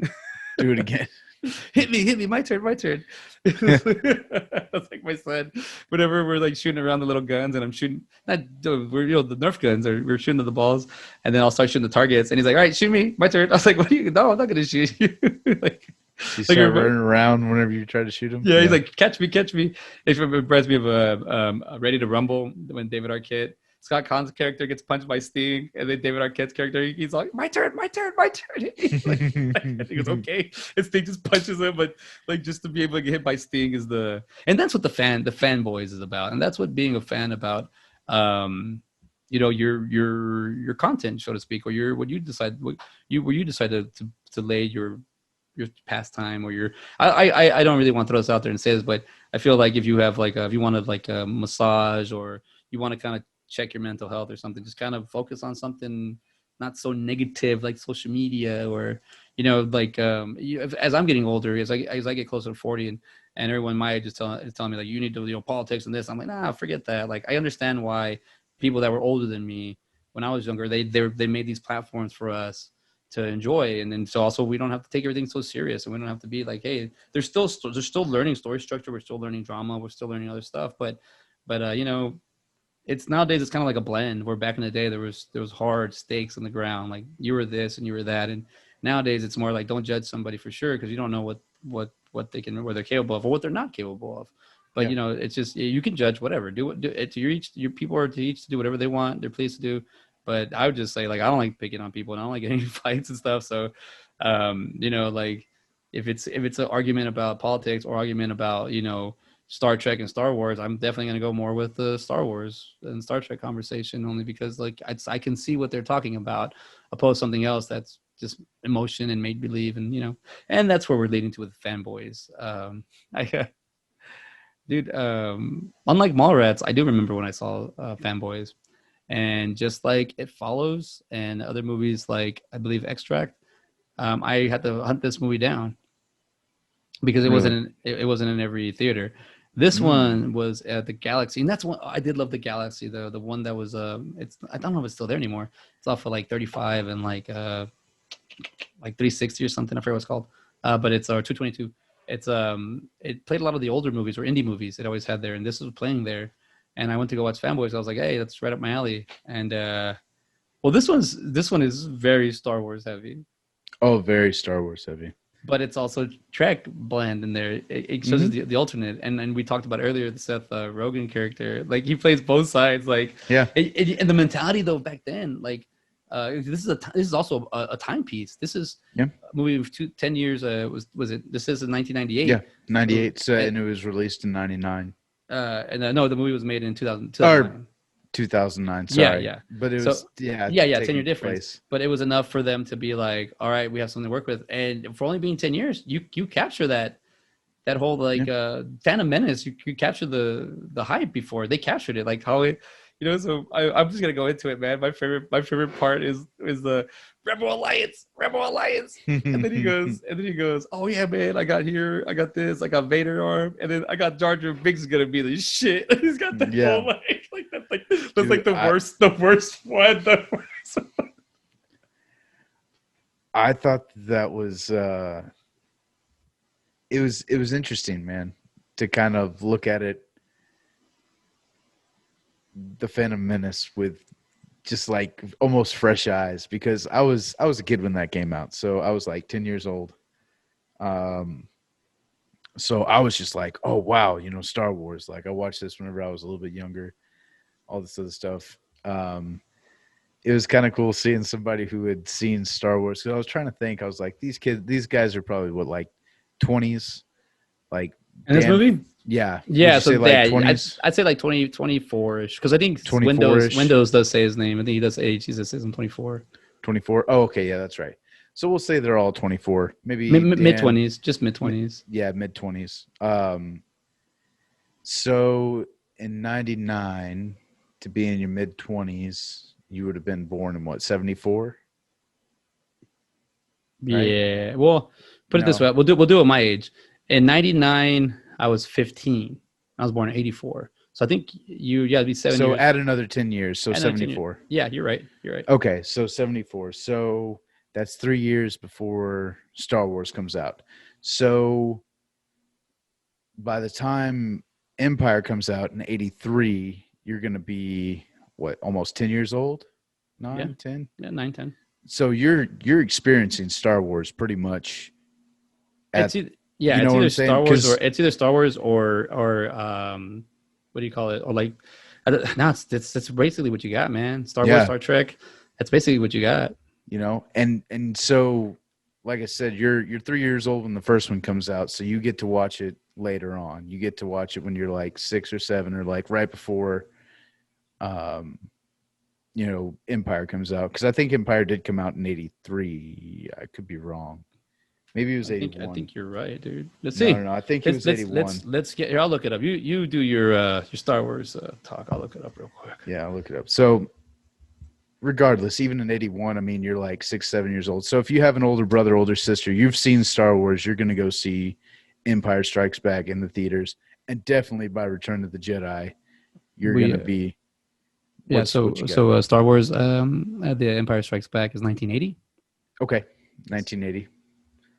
All right, so 6 years old whenever Empire comes out, and that's it's a kid's movie. Return of the Jedi is 1983. 83. Okay. Yeah. Thanks for getting up close and personal. No problem. I'm here to. This is your time. I'm just here to assist. All right, appreciate it. You're doing a great job. Thank you, sir. Where's my coffee? Oh, damn. You know how I like it. I like my coffee like I like my women. All right, old and cold. Old and cold. Old and cold. But no. What is it? Yeah. So they're literally growing up with these movies too.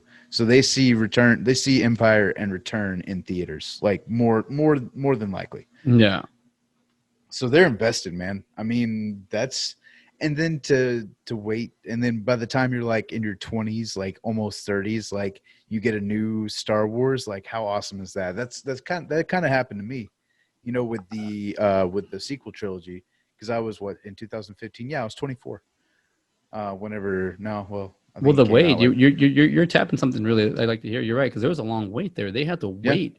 It wasn't like now where they've been kind of popping them off, and then you have Mandalorian. No, yep. This is something for them. Like, they've been holding on since the 70s to this. So you're right. It's got a huge.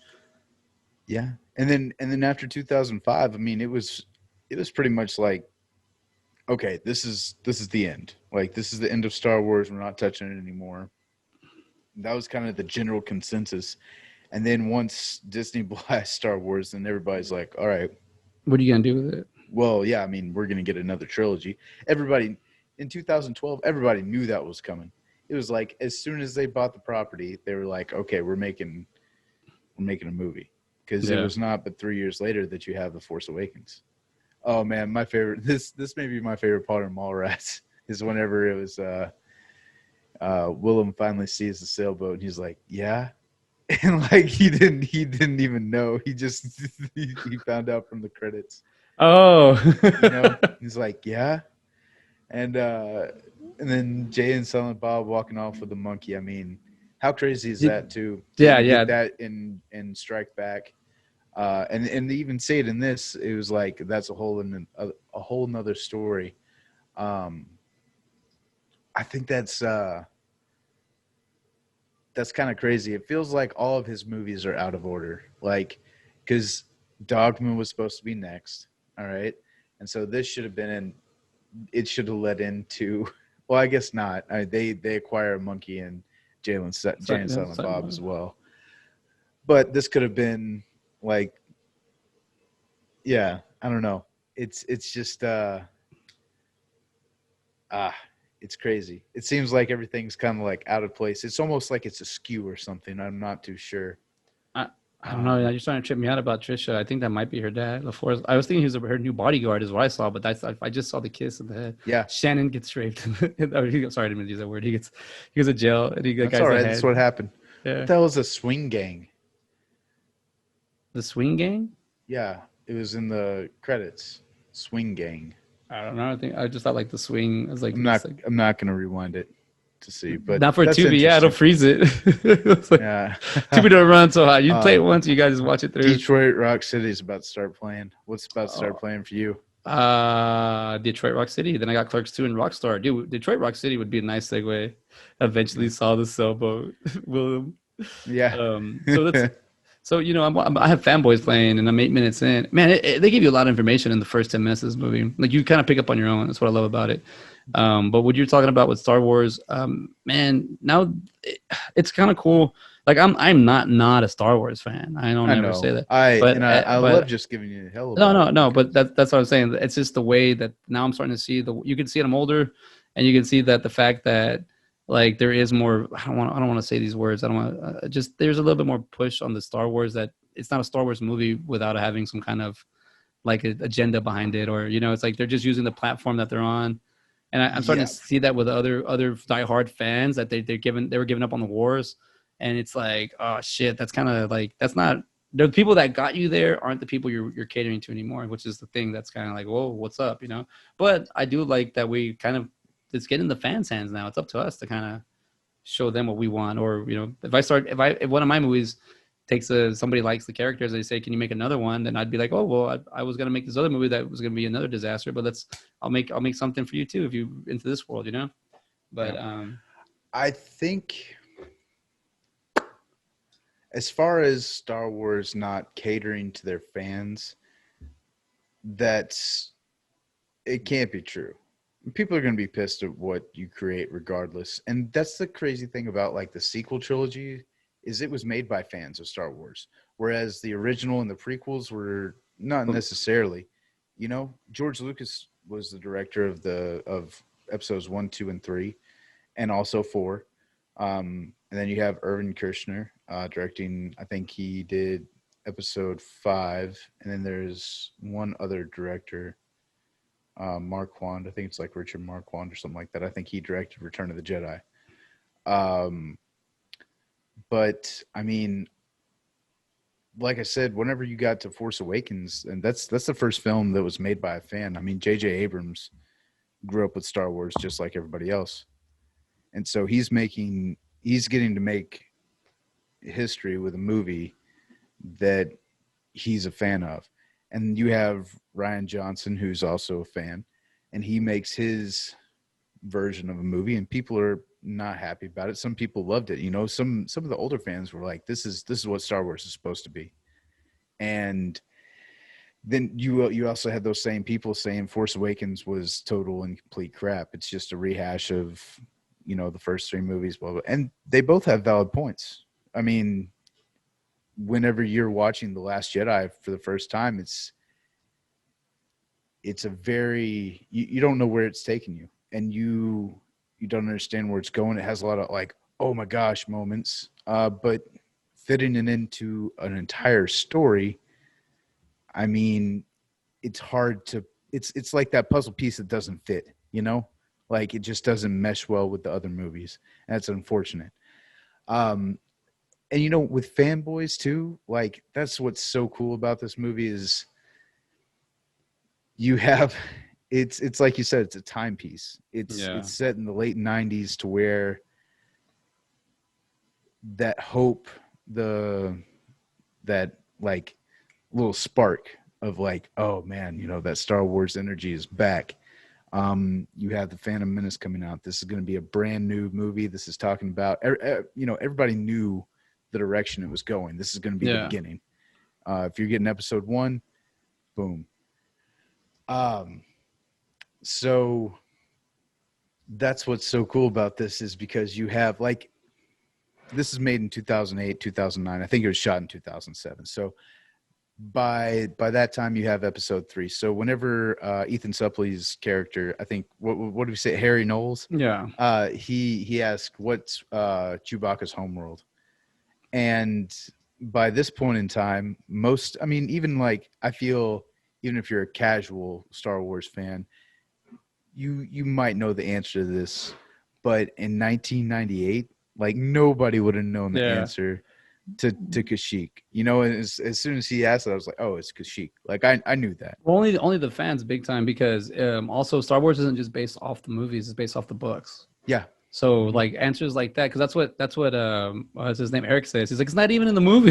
Like, it's like, you know, like it's but like he knew it. They all knew that he knew it. Yeah, so going back to where Brody tells TS, like, man, this is the same kind of characters here, where you have the Linus character played by Chris Marquette, and you have Eric played by Sam Huntington, and you have these two characters that are like the Brody would be the Linus, and the TS would be the Eric in a way, and we're like, what I'm trying to say is like that he loves it. He loves the Star Wars, and whenever the other one stepped away, he kind of turned his back on him. You know, it was been a year. It's been 3 years. You know, it's like, it really does, because the other guy's been working with his dad and his brother, and you know, Eric's brother, played by actor, was the David Denman, Chaz. Like, yeah. I think he does a great. He was a perfect big brother too. And like, he's freaking tall. How tall is this guy? He's also an Al Cole, dude. He's also in The Office. He's 6'4". He's Pam's fiance. And see, sent from my iPhone. See that kind of brings it to nowadays. Yeah, I was like, what's going on here, man? Is this? Yeah, it kind of threw me off. I was like, 1998. Like, it's I guess it's a nice little joke, because around that time you have iPhones really kind of popping off. Well, yeah, because 2007 when iPhone, I think, really was released. And then you can send emails and stuff by 2009. Well, but also, I don't know if you remember, because sometimes when you would send a message through the iPhone, it would say that sent through iPhone to let you know that it's an iPhone. Like, yeah, like I think he's showing us the timepiece, because that's what it was. Now it doesn't do that anymore. I think that might have been like the emails do for sure. Sent from my phone. Yeah, it'll say sent from my. Oh yeah, you're right. It still does. Yeah. It'll still say that. But even their relationship, this is a best friend movie. Like, even I'm at the part now where Eric and Linus were they're just talking about the plan inside, because Eric went to Hutch's house, played by Danny Fogler, and then Windows, which is a great name. For Jay Baruchel. You think it's because of his glasses, or his preference to PC? I think maybe PC preference. You always see him on the computer, and he brings his computer to the party. So it might be one of those things like, hey, what's up, Windows? You know, like, kind of silly. But I think it's a great name. Like, I would want to have that nickname if I was going to be made fun of, you know, like. But I'm at the scene where Eric is following Linus, and Linus, he's, because they haven't figured it. He hasn't. Oh yeah, he just found out he's dying, so he's trying to make up for it. And Linus is like, what? Like, he's just upset because he missed this time, I guess. But even says like, who cares about Star Wars? And even shows him the shirt. He goes, well, look, you know. I feel like in that scene, I feel like it was improv. I feel like because I feel like they're working off each other as actors, and I feel like it's dialogue is in there, but I feel like they just they let them go off, because Eric's, or actually Sam's reaction to Chris's movement to the show act. He kind of breaks up, like he laughs, but I don't think it looks like so natural. I don't think it was intentional. I think he just laughs because he does this shirt, like, look. And I think maybe they had done so many scenes that was the first one that he does. He goes, well, look at it, like, just, you know what? Let me show you how much I'm a Star Wars fan without telling you. And I think in the scene, that's what Chris was able to get. But man, also they have 3 months ago, they did a Fanboys. Yeah, you saw that too, huh? Yeah. I clicked on it just for a second. I didn't watch the whole thing, but I just wanted to click on and see what it was. It seemed like Dan Fogler it said like Fogler Fiction or something like that. He's in charge. Yeah, or was it like an event or something, or like I a yeah, I think Comic Con I or think something no, I like think it that? was just kind of like a reunion thing people were doing, where you just Okay. bring back because I think it's already been more than 10 years. I mean, yeah, it has been more. Yeah, They want to do well, a Fanboys too, and of that's like the sequels and everything. yeah, no, they want to do they were talking about because they brought it up right away. Like they're like Dan was in control and he was like, yeah, let's bring it back. Let's do this. They want to know about Fanboys too, and they actually have a good idea what they were saying. I don't know if I want to say it, but like it's I Say don't it, say it. I didn't get that far into it. Give me just a brief idea of do what. what the sequel would be like. Yeah, Okay, well, I don't think you might you put your CJ hat on. get in real close so I can. Oh, sorry. Let me oh yeah Oh shit. it's not, let me okay, I'll tell you this much. They basically are saying how it's more Windows based story, and how that they find out that because Windows is all about like this is the idea they're throwing out there that he's all about the new Star Wars, Phantom Menace, and then what are the what's 4, 5, 6, the Clone Wars. Was it Phantom? So you have Phantom Menace, Clone Wars, and Revenge of the Sith. Revisit says so he's big into those because they're all Vader. So, Hmm. but the guys are already like out of it. Like they at this point they're like these are going nowhere, and then that they end up having to go watch the release of the one of the newest Star Wars. But in the Hmm. process, they find out that Windows is actually a Trekkie. In the Hmm. they find out that he's in the Star Trek too. So that'd be kind of a cool idea. And It's that's why also he has the phaser to shop. oh, the phaser, yeah, the phaser to Garfunkel. Dude, that's kind of cool how they show you how Star Wars back then, how it was dressed, and how someone from Trek, I could easily tell who's who. Nowadays I don't know, you could look. Well, nowadays you don't. You know, you the Star Wars shirt. It may just because of the sequels and everything like that, but it's not hard. It's a whole lot difficult to tell people. Like everybody has like that one thing that you're just like, oh yeah, I love. Like Star Wars, Game of Thrones, Marvel. That's mine. I could talk your ear off about it. People at work get pissed off at me about it sometimes. Just like, oh yeah, did you see that new thing about Marvel? Oh yeah, it's great. It's great. Did you see the new MODOK series that's coming out? It's May 21st. Oh, I'm ready for that. Yeah. Me too. Speaking of Star Wars and everything, have you watched any of the Bad Batch? No, I just saw that it's already coming out. Yeah. No, Watch I it. haven't. I haven't seen it. You don't have to watch the Clone Wars or anything to. It helps, but it's a good ass show. Hey, Clone Wars is It's long, solid. man. It would you couldn't really binge Clone Wars. It'd take a whole weekend. Oh, easily, yeah. I Yeah. mean, it's easily got like 100 episodes, 150 somewhere in there. Yeah. Don't mess around with too much. The Clone Wars is deep, and I didn't realize that there was a lot of canon in that. Like, there's a ton of like Yeah. story filler and that. I don't know. I love Dan Fogel's performance in this, man. It's how it's like he really like he doesn't steal the show, but he makes it so much like this is a very nice puzzle of like 4 characters, and they all share the same amount of screen time, and they all balance each other out. Yeah. And I feel like of the friends in the group, I would be like the Dan Fogler character. Because from like at the very beginning, he's just like, you son of a bitch, you're coming back over here. And he's like, I'm just kidding. yeah, And he just kind of picks up like exactly where they left off. He gets all close and then it was like, oh yeah, how's it going, buddy? Just like as much as I would want to be like a Windows or Eric, I'm definitely like a Linus in the sense of someone holding on to the I don't know. I think I'm a little bit of all of them. I can be a lot of them, but I'm definitely a more. I don't know. I like the Windows 10-year-old girlfriend. Like he doesn't realize that's funny. I like that whole story because it's showing I'm you a pedophile, and they're like, "Shut up, dude."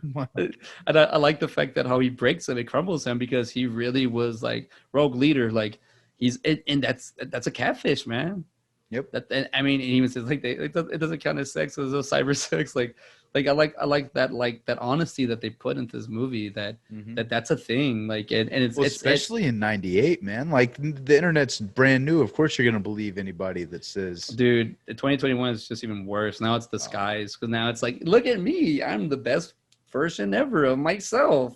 Look at me. Look at it's like now it's like or putting a filter on. I'm making myself look 10 years younger. I'm making myself look 10 years older. I want to be. Yeah. It's like, you know what I mean? Now it's like I'm at the part where Hutch is humping Linus's legs, and he goes, "Sorry, I just got into it." Like, say I've done stuff like that. So I'm a little bit of all for these cats. But these guys remind me of the Ninja Turtles a lot, though. You know, like personality wise, this is. Oh, and we have a repeat offender in this movie. I know you're gonna say it. Yeah, let me just make sure I don't mess it up. Because it's definitely. Let's see here. I got these going on. You don't see these things flashing in front of you? Let me see. Yeah. Oh, I know. Old Shooter. Christopher McDonald. Shooter McGavin. Christopher McDonald, man. Tannin Tuesdays. You coming with? You go with me? He's a perfect add to this movie, man. He really is, man. He just comes in. He gives you like that fatherly, I'm going. Dude, there's a deleted scene where Chaz. I kind of went too deep on this movie. Where Chaz is beating up Eric in that room, he's kind of in that conference room they're having, and then you see Christopher McDonald, Big Chuck get up, and he just starts hitting Chaz in the head. And he's like, "Get your brother alone!" Like, it's like, but it shows like he's like that still father in between all this like business thing and Tanning Tuesdays. I love that he's in this movie, man. He does a great job. Just being like he's only in it for a little bit. He's been a repeat offender for a minute, dude. We also got him in The Faculty. Yep. Oh, I love The Faculty and Happy Gilmore. So I guess Faculty was the first one that we had him in, and then it was Happy Gilmore. Happy Gilmore, yeah. And then I love how Hutch turns on the Millennium Falcon van. Like that's like they get a lot of things right about this movie. Like they get this. You kind of feel like you're watching a Star Wars movie. Yeah. Like they get the nice little intricacies there. I also like the Dan Fogel when he goes, "Time out," when they're calling it time out, and he'll do the Lord Palpatine. Yes, come on. Oh wait, time out. Like he goes, yes. Like he does he's a good little impersonator, man. I really like this character in this movie. Have you seen him in oh god, it's with Topher Grace and Ferris. Take Me Home Tonight, dude. He's good in that one. Like he's fantastic in that. I enjoy him quite a bit. Yeah, he's fun to. It seems like he just kind of understands cinema. And apparently stage too. He also has like a Tony. Oh, have you ever seen Balls of Fury? Oh, he could. Yeah, Balls of Fury. He can hold a freaking lead actor role. You know. Yeah. Oh yeah. I also like that he only has one testicle in this movie and he brings it up a lot. Yeah. I forget he's in Good Luck Chuck. He's also the best friend in Good Luck Chuck. Yeah. So he does. It's another one with 3 nipples. That's true. Got 3 nipple movies. Good Luck Chuck. I haven't seen that one in a long. I own it. I haven't seen it in a long time. Same. Let's see. Balls of Fury. Man, that was funny. He goes, "Did you sleep with the escorts?" No. I didn't. Oh yeah, he's in Kung Fu Panda. Oh, there's a movie called Dumped. Let's see what this is about. He's also School of Scoundrels. Oh yeah. Forgot about that. Jay Baruchel is probably one of the few guys. I was thinking about that actually earlier today, man. He's only had like one lead role. Is it the She's Out of Your League or something? Yeah, and one, I guess maybe The Sorcerer's Apprentice too. Oh, Nick Cage. Yeah, with that one, I think he was like the apprentice. Yeah. I mean, and this is the end. Well, it's kind of like he's not the lead character. That's like everybody. Well, and another thing too is like even in How to Train Your Dragon. I mean, I guess that's technically a lead. You do, and you do, yeah, and you still have. So I feel like you can't talk it down. It's still. Yeah. Oh no. I mean, those movies are fantastic, and also I bet you he's making ungodly amounts of money off of doing those. Yeah, but he's also part of that Seth Rogen group, you know. Mm-hmm. And they even have here, it's called In 2007, Jay and Seth versus the Apocalypse. It's a 10-minute short comedy released June 4th, 2007. Jay and Seth are each other's throats while held up in a messy apartment during an apocalyptic crisis. It sounds like this is the end right here. Yeah, probably is. We probably have to use probably the short for it, you know? Mm-hmm. Oh, I forgot he's in RoboCop. He plays the man, I saw RoboCop at the theater, and that was it. I saw it once, the remake, the 2014. I think yeah, what else was he in recently? Let's see. Goon, did you ever see that? Yeah, I loved it, man. He's actually a cool, like Sean Scott's. There's 3 of those, dude. What was the third one? I haven't seen it, but I know it's the third one now. Because the second one is the revenge. He thinks I think I've seen that one. Tropic Thunder. Okay. Mm-hmm. That was a fantastic movie that he was in. I got some. What's up? Well, I love in Tropic Thunder whenever he's talking about PlayStation 3, like versus Xbox, and Xbox, and he's like, "Are you talking to me?" He's like, oh, "I'm just talking to anybody who will listen." He was $1 Million Baby, Almost Famous, Rules of Attraction. Okay, Yeah, he's in a lot of stuff, dude. Yeah. I mean, he was also in the Rules of Attraction. He's just in the back seat, like all like ODing, like but like goofy like goofily looking. So there's a character here that I kind of stumbled upon. I thought maybe he was a stand-up, but his name is Isaac Cappy, and he passed away in 2019 at the age of 42, and he's the guy that comes in and asks for the phaser, Garfunkel. He passed away. Really? Yeah, yeah. This guy. He's says he's a writer, also from Albuquerque. R.I.P. So yeah, I guess he passed away. I was just kind of going through these characters and seeing who else who played who. So, freaking Seth Rogen plays 3 characters. Yeah, the alien. I guess he was the guy who was like that took him to William Shatner. That's my best guess. Oh, okay. I got you. They took him to the. No, you're talking about George Lucas Ranch, the one with Danny McBride, or no? No. I was thinking he was the alien who took him to William Shatner. I got to look into it. Yeah, I forgot. I could be wrong. I don't know, but yeah, I saw that alien in there as well. I was like, oh, I don't remember that. Han Solo is a bitch. So it's a fight. That whole scene, dude, was hilarious. This movie it's really one of those perfect, just like road trip comedies, buddy comedies. Mm-hmm. You have 4, different stories, 4 different people, and you just kind of get it all. You have, Hutch, who's that like friend to all. He's the one who can get you pumped up, ready to go. Yeah. You have Windows, who's just kind of like off in his own world, and you're just like, he's the goofy one that you keep around, but he does goofy shit like talk to a 10-year-old girl. Well, he doesn't know she's 10. She's kind of mature. Still, everybody was saying him. Like he should have been a little bit more cautious. Even in the early days. I mean, even then, Linus is just like, I don't know. He's kind of like that downer, not even trying to be mean. Well, he's dying and he's only 22. Like... Still, you don't have to be a downer. All right. There's kids in St. Jude that have more enthusiasm than you, bro. Come on. Get off this subject, dude. Come on. We're not going that road. No, but I get what you're saying, though. The Linus character, like I'm saying, he's Leonardo. Ninja Turtles. You have your Michelangelo. You got your Hutch. You got your Donatello. You got your Windows. Mm-hmm. And then you got your Leonardo. And you got your Raphael. Or... there's not really like an attitude guy in there. Hutch is more of an inner. I would say Linus would be the attitude guy. More like Raphael. Yeah. Oh yeah, he rips off the ear. He rips off the ear off the Trekker. Trekkie is very offensive. The Trekker.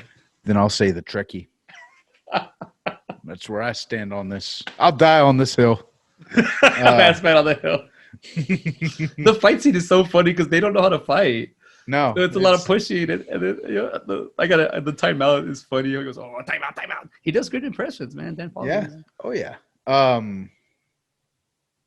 No, I mean it's a fun movie. It's like, hey, all you have is in here is Rush, Hutch, and he's like, that's all you need. It's all you need. It's all right. It's all the variety you need. Like, I mean, and I Love You, man.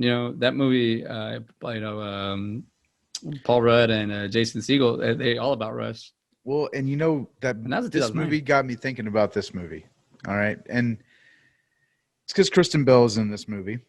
All right. And she's in Forgetting Sarah Marshall. She's Sarah Marshall. And then I was like, man, he was talking about I Love You, Man the other day. And I was like, man, we really do need to do Jason Segel. Like, we got to get to him.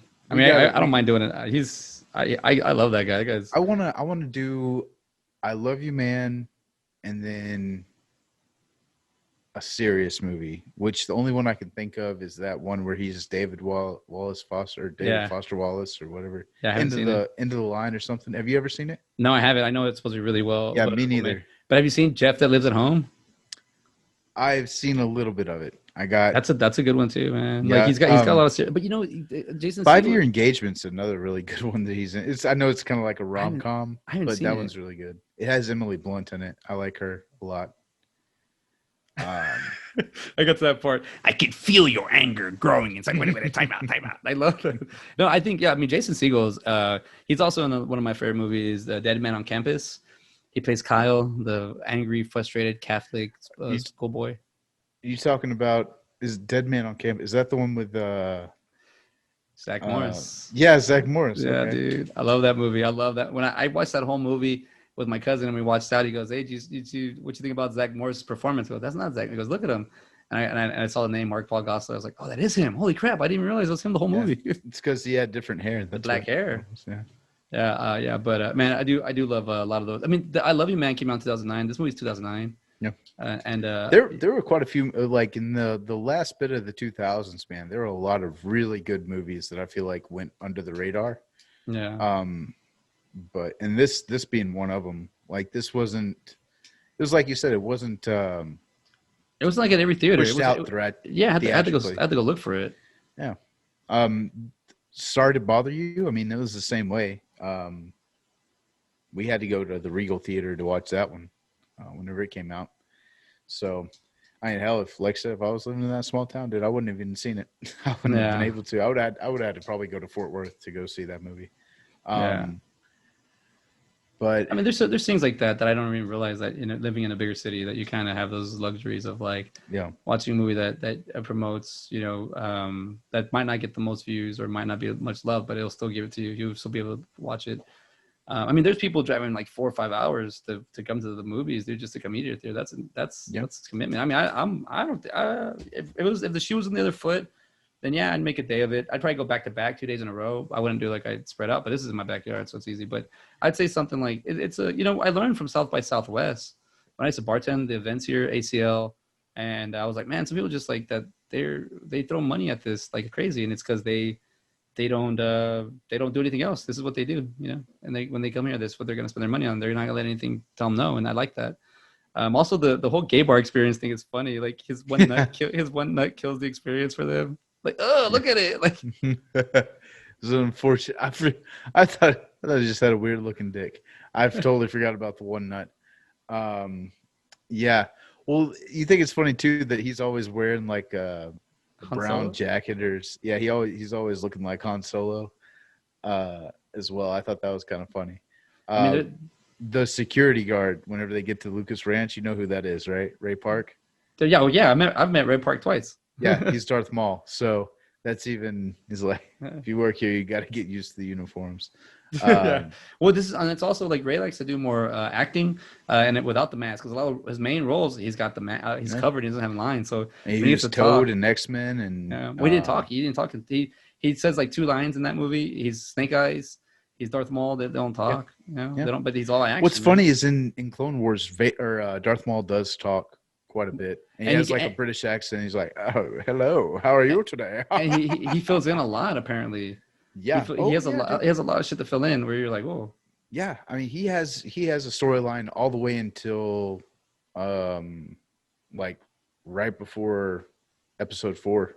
So, because they have a storyline for him in Rebels, and that butt ends, you know, Episode 4 probably by like 4 years, something like that. Yeah.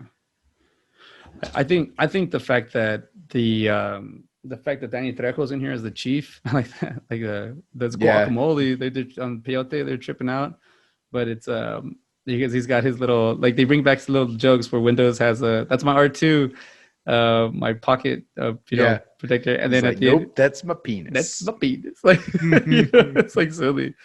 Yeah, I mean, I love best friend movies. I think friend movies are great. especially here. This is a very tragic one without knowing, because it's such a comedy, but you're forgetting that someone's dying throughout the whole movie. Yeah. Like he's gonna be gone, and that's what they're saying about the sequel when he goes, because they're really talking about making a sequel in this thing, and then Chris Market goes, "What am I? How am I gonna come on the sequel? He died in the first one." You know, I was like, but I could have sworn, and I think I know I made this up, but I thought he survived. I thought, I thought there was. I thought that too. I was thinking like he was going to show up to the theater or something like that. Like that was my memory of it. But wouldn't it be funny if like they went to go see it, but he was just in the hospital? Like that's all it was. It wasn't necessarily that he died. It was like just to Linus and like. Well, because they didn't explicitly say that he died. Yeah, that's true. And they don't show it. You just kind of bring up. But I thought in the version I thought when Chaz shows up, he came out of the tent, and I was like, I could have sworn, because this movie feels like it has alternate endings, and it does have deleted scenes, but I didn't. I couldn't find it. I looked for it and I couldn't find it. Well, there's also because I was reading up on it. There was an original version of it with Kyle Newman, I think, is the director. And there's a different version that was shown at like some kind of con in Europe. There was the original version. It was the 2007 like first cut, and then they did reshoots in 2007, 2008, and this was released in 2009. So there's a different movie. Sort of. It's the Kyle Newman cut, you know, instead of the Snyder cut. Cool. I think is it Kyle Newman who directed this? I don't want to be getting his name wrong. Yeah, he was in the that forum the other day in that little Kyle Newman. He was in the little group message that Dan Faulkner was doing. So, I think if you just had a story, you know, maybe have Chris Marquette's ghost or something like that. Yeah, they brought that up in that thing. They said that Linus would be like you know how Obi-Wan and Yoda are kind of ghosts in the Star Wars. Yeah, there's gonna be something like that. You could be a Force ghost, and I think that would be really kind of cool, honestly. The thing I love about this movie too is you don't really get that Linus is. You just realize that he's the catalyst behind all this. But with Hutch, you see his problems. You see Windows' problems, and you see Eric's problems. You just kind of understand where Linus' problem is. But like you see that Hutch is like the whole like I live in a chariot house, or like it's called like the carriage house. Carriage house. Like, it's a garage, man. It's a carriage house. Eric with his whole dad thing. Yeah. So right here it says Jay Brishel's hairstyle and eyeglasses are meant to evoke George Lucas's appearance in the 70s. Whoa. Right. Yeah, that was pretty cool. Yeah, I'm in the trivia part of the IMDb, and this is a Weinstein movie too. So yeah. So we kind of shout out to Harvey. God dang, he's in my damn world. So it's like you know that there's like just like this is created by a monster. It's like in the summer of 2007. In summer 2007, the Weinstein Company decided to reshoot scenes for the movie about 1.5 years after the original shooting wrapped. The Weinstein Company planned to redo shoots because they wanted a comedy that appealed to the masses and especially a younger audience. Harvey Weinstein felt the director Kyle Newman's original movie version did not fulfill this. Therefore, they ordered reshoots. Get out of stay away. Just let them do their thing. Let us do our thing. The passenger side door of the van has the word Fanboys written on the side. The Star Wars brace alphabet and mirrored. The movie, they use the word fanboy twice in here. When they get to Vegas, he says fanboy style, and then they also say, I think Danny McBride is the one that says it, fanboys. I have a couple of fanboys here, so they said the title. Mallrats, they said too. They said in there too. I can't remember where. So there was a little issues with this movie. Mm-hmm. Said each main character represents a character in Star Wars. Linus is Obi-Wan, Windows C-3PO, R2-D2. Hutch is Han Solo, and Zoe is Princess Leia, and Eric is Luke Skywalker. Oh, that's cool. Yeah. He takes off his glasses so he can go see her, but he's squinting the whole time. Like, no. The guy. That is cool. So they basically said this is Luke Skywalker. Yeah, so he is Han Solo. So Hutch is like an extreme version of Han Solo. Mm-hmm. We also have the repeat offenders of Jay and Kevin and Kinky Kelly made a Yeah, freaking. yeah. Kinky Kelly was in there too. I saw that. He made a. I never thought we would see him in a as the same role as Kinky Kelly. That's funny. Like he came back as Kinky Kelly, and let's give a little shout out to Kinky Kelly there because his name even as his character in this movie is funny. I did like Kevin Smith's cameo. Cameo. Like, don't you hate it when the shitters? Like, but if you notice what he does, he's like kicking it, and then Jay Views comes out. He's like giving him, he does the yeah. It's told you like a woman's lips, like it's a little soft, like a woman's lip. I'm tired of this. Well, in the deleted scene, Kevin Smith, he calms him back down, and he goes, come on, man. Oh, because he goes, Windows tells Jay and Kev, he goes, hey, we can give you a ride in our van. He goes, where's your van? Where's my new best friend? And he points at the van, and then Jay just goes back into the stall, like going to the restroom. And he goes, call me when it's busy. But there's a part where Kevin Smith goes, come on, man. We're almost there. We just need $80 and we'll get all our stuff back. Like, it's like, it's just $80. He's making it like, I wonder if he's charging like $1. It's like, he's called times. So Kinky Kelly in this movie, his real name is Zach Knutson, Knutson. So Knutson, Zach Knutson. And I don't know if we gave him love in Clerks 2. I thought we did. But he's called Bob the Trucker in this movie. That's about right. And he's from Detroit, Michigan. Detroit, Rock City. Hey, look at this. City. Look at this. What Kinky Kelly's been up to. He's a director. So he's Sexy Stud in Clerks 2. But he's directed the Marvel's Captain America 75th. It was 2016 Heroic Years. Oh, so wow, that's cool. And then he also directed Marvel 75 Years from Pulp to Pop. Shout out. Oh, dude, that's awesome, man. He's a director. Maybe those are just cameos for him, And then he gets JV says that would crack me up. We talked about Danny Trejo. We have, if we do, I Love You, Man, we're gonna have a repeat offender with Joe Lou Truglio. Yeah, the guy that he's the jail guard in this movie.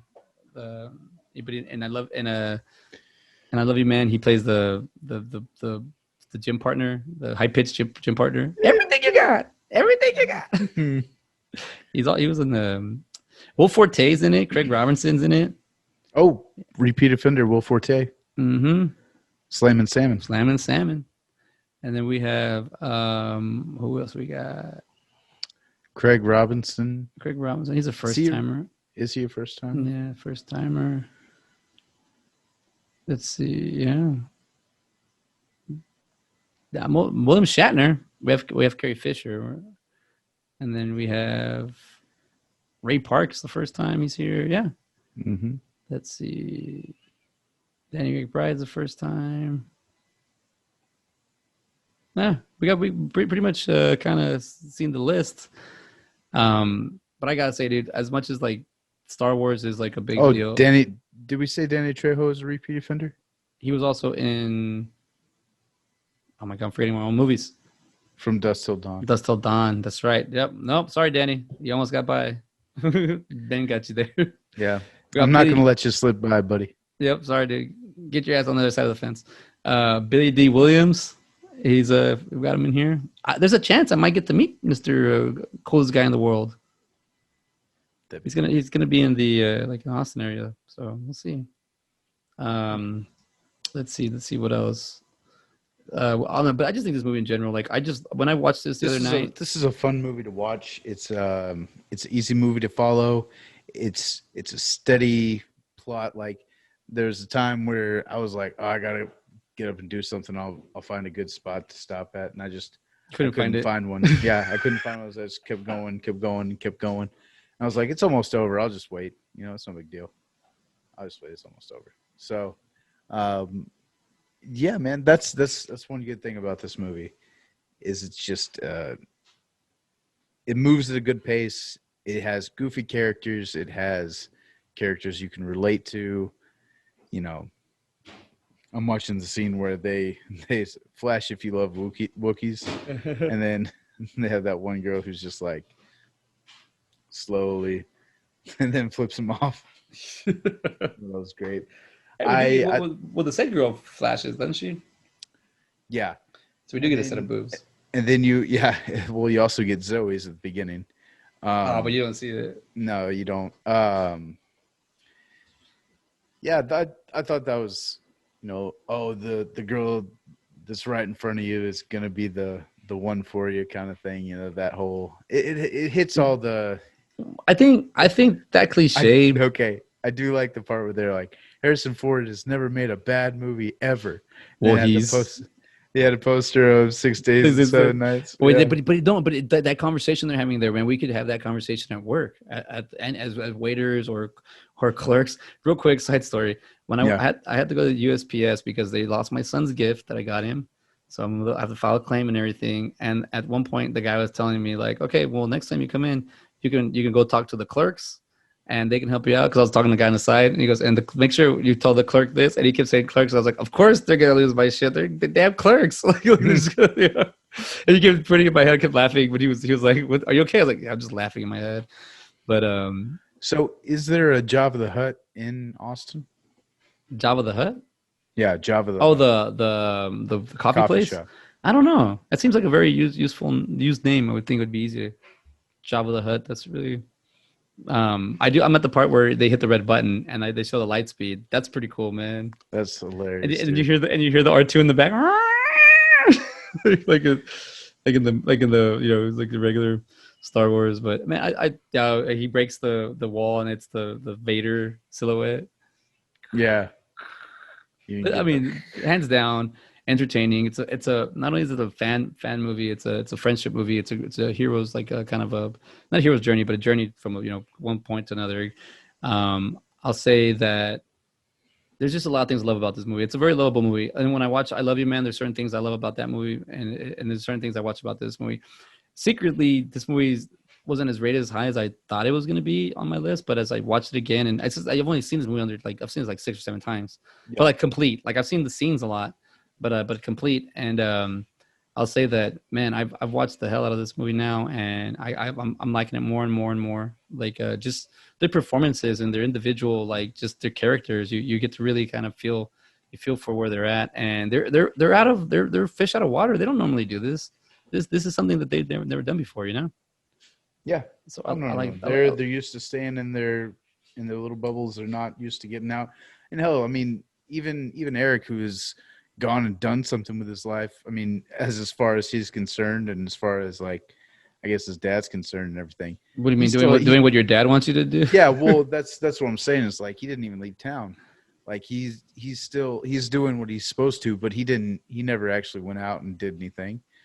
And shout out to Ethan Suplee for not even looking like himself in this movie. Yeah, with the Harry Knowles, he's you have to kind of look at him to really get. And he moves around a whole lot. He's not standing still for a whole lot of time. No, and then just the way he manhandles them. Yeah, that's true. All of them, and then Hutch is like, "These aren't the drones you want." I thought it was going to be his daughter, and he was like, "My niece." Yeah, that's like, true. Okay. We're still close. Yeah. Which I think that kind of says a lot too. Like growing up, you will be kind of influenced by those people that you see, like that are really into stuff. That'll kind of influence you to be into stuff. Judge Reinhardt's in this. He's actually, but I'm sorry, the name is in here, but not. Don't laugh at his name. No, man, but this is a solid movie. I mean, you've had those movies in the past where you have buddies going across country for something. Yeah. Most of the time it was like Euro Trip or Dumb and Dumber is one of them. Yep, Dumb and Dumber is one of them. But what's crazy is all those movies are centered around a girl, and this one's the first one that's not like centered around oh, we got to get to this girl, or oh no, my sex tape can't get to this girl, or oh, sure, or like there's a damsel distress. This is actually This is a different motivation kind of movie, but in the same vein as those other ones. Like even on the road, they're like, oh, flash us, flash us, the entire trip. So you still get that goofiness about it. But yeah, plus, it's all about like Star Wars fandom knowledge and everything like that. So it's a fun movie to watch, especially if you like Star Wars. I take away a big thing of just in general for the pop culture. it's okay to love this stuff, man. It's okay to fall deep into it. It's okay to lose sleep over, who shot first, Yeah. and it's okay because it's like we're not the only one that actually thinks. Because I look at it as the alternative. What's the alternative? Let's go get old and talk about politics and whoop did it do's and whatever. They're not even like, I mean, conversations I don't even want to have. Like, I don't mind getting lost in a conversation about Star Trek, Star Wars, or Oh. even though we know they're opinion based, but it's okay. Like, I don't. It's. But see, that's what I really enjoy is like if you can get a real good discussion going with somebody and you disagree, but y'all can walk away from the conversation and like not be pissed off at each other. Like those are the best conversations. Like is that civil disagreement. I don't have a big problem with, later after the fact, because it's usually with me. I'm at the point where I'm like, I don't even want to argue or prove a point. I'm just, if I have to prove my point, I'll do it. But now just like it's like later on where I'm like, oh damn it, you always have like should have said this, I should have said that. But at some points I'm like, I always try to look at it like, wait a minute, they're right about this, right about that. But at the same time, like I don't really give a shit about their opinion on that. So you know what, whatever. But then the next time we talk, I'm not gonna hold this hostility of being like, well, I'm like, well, you want to go back to that conversation. I do agree with you now, but I still hold true to my side. Like, but I don't like, I'm not trying to bicker you or I'm not trying to battle like a wits thing. Like, I don't mind having it, but not all the time for everything. Well, and even not even so much just in like conversations, like I'll have those kind of conversations at work sometimes, but, even podcasts I listen to, like sometimes I won't necessarily agree with what they're saying. And a lot of it's speculative, like, though this is going to happen or, oh, this is how it should have gone or something like that. But that's kind of where, if there's an opinion that I probably don't agree with, it'll probably be from something like that. And most of the people I talk to are like, oh yeah, that'd be cool. And I like throwing out my guesses, especially like with Marvel and everything, where it's going to go. Yeah. I don't know if I've said it on here, but I definitely think that Doctor Strange is going to kind of shape the MCU from here on out. Like it's never going to be, you're always going to have that thought in the back of your mind of like, oh, is this the right place? Is this the right time? Is this the right universe kind of thing? Yeah. I think they're going to try to get you a couple times with that. Like, oh, this isn't the universe you thought it was. You kind of like that Jedi mind trick. I think we're approaching that in the next Marvel phase. So I think at the beginning of movies from now on, it'll be like have to be a clarification of like Earth 166. Like where you're at. That kind of thing. That way you're like, okay, I know.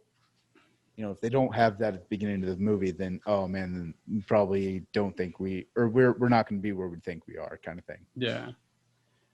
Did you so just that rest that because this is a timepiece. This movie's supposed to be in 1998. So so I'm okay with the Windows and Zoe falling in love, like your love's right in front of you. I don't think those movies are happening anymore. I think we're either you can kind of tell like, well, Well, you kind of get it's kind of like those American Pie movies. I mean, Superbad was kind of like the last one that you had for. I guess they probably made some in between then, but they've just kind of gone under our radar because those aren't the movies we're watching anymore.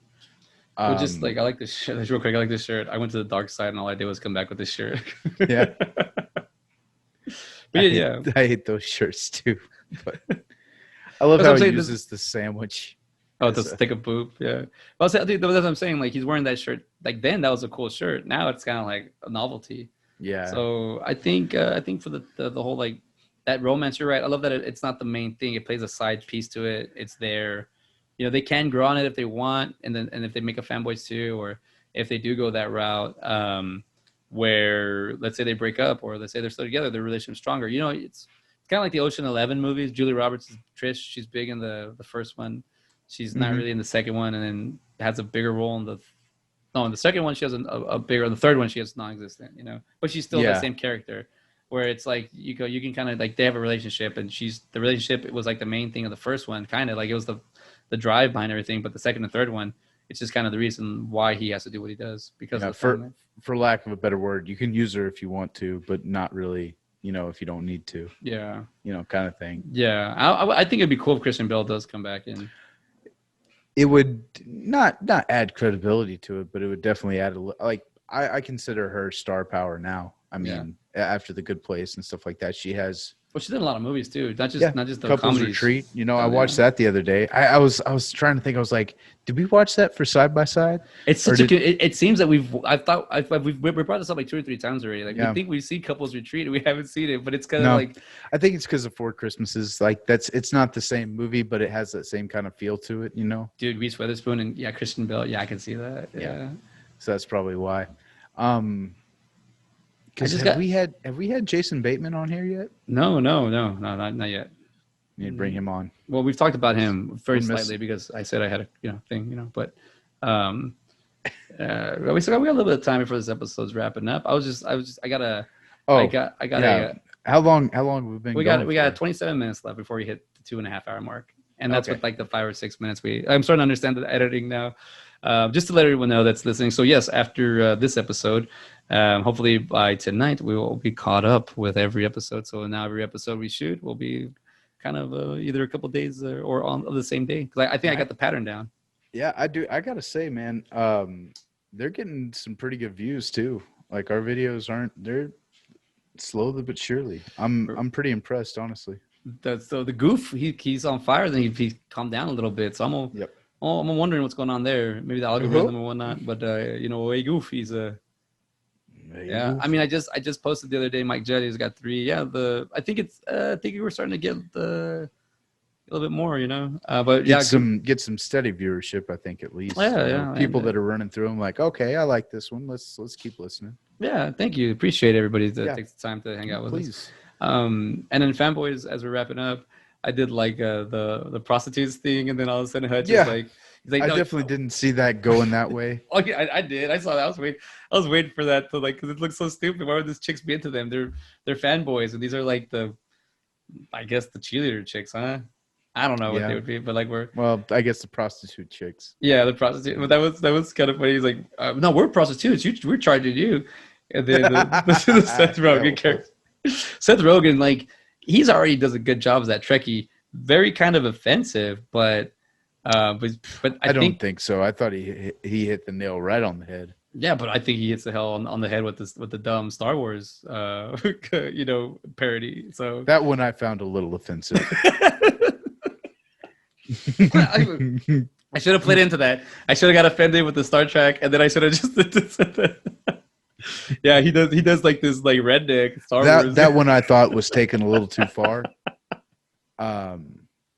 But his role as a Trekkie, I thought, was spot on. I mean, the nose, the teeth, the everything. Yeah, we've been around a lot longer, so you can kind of pick us a little more.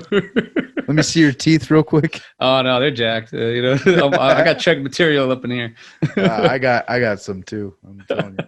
You might have Trekkie in you if you ask me. I might. Yeah, I'd have a little that sounds terrible. Please don't say that again. Or you could be a Trekker. It's up to you.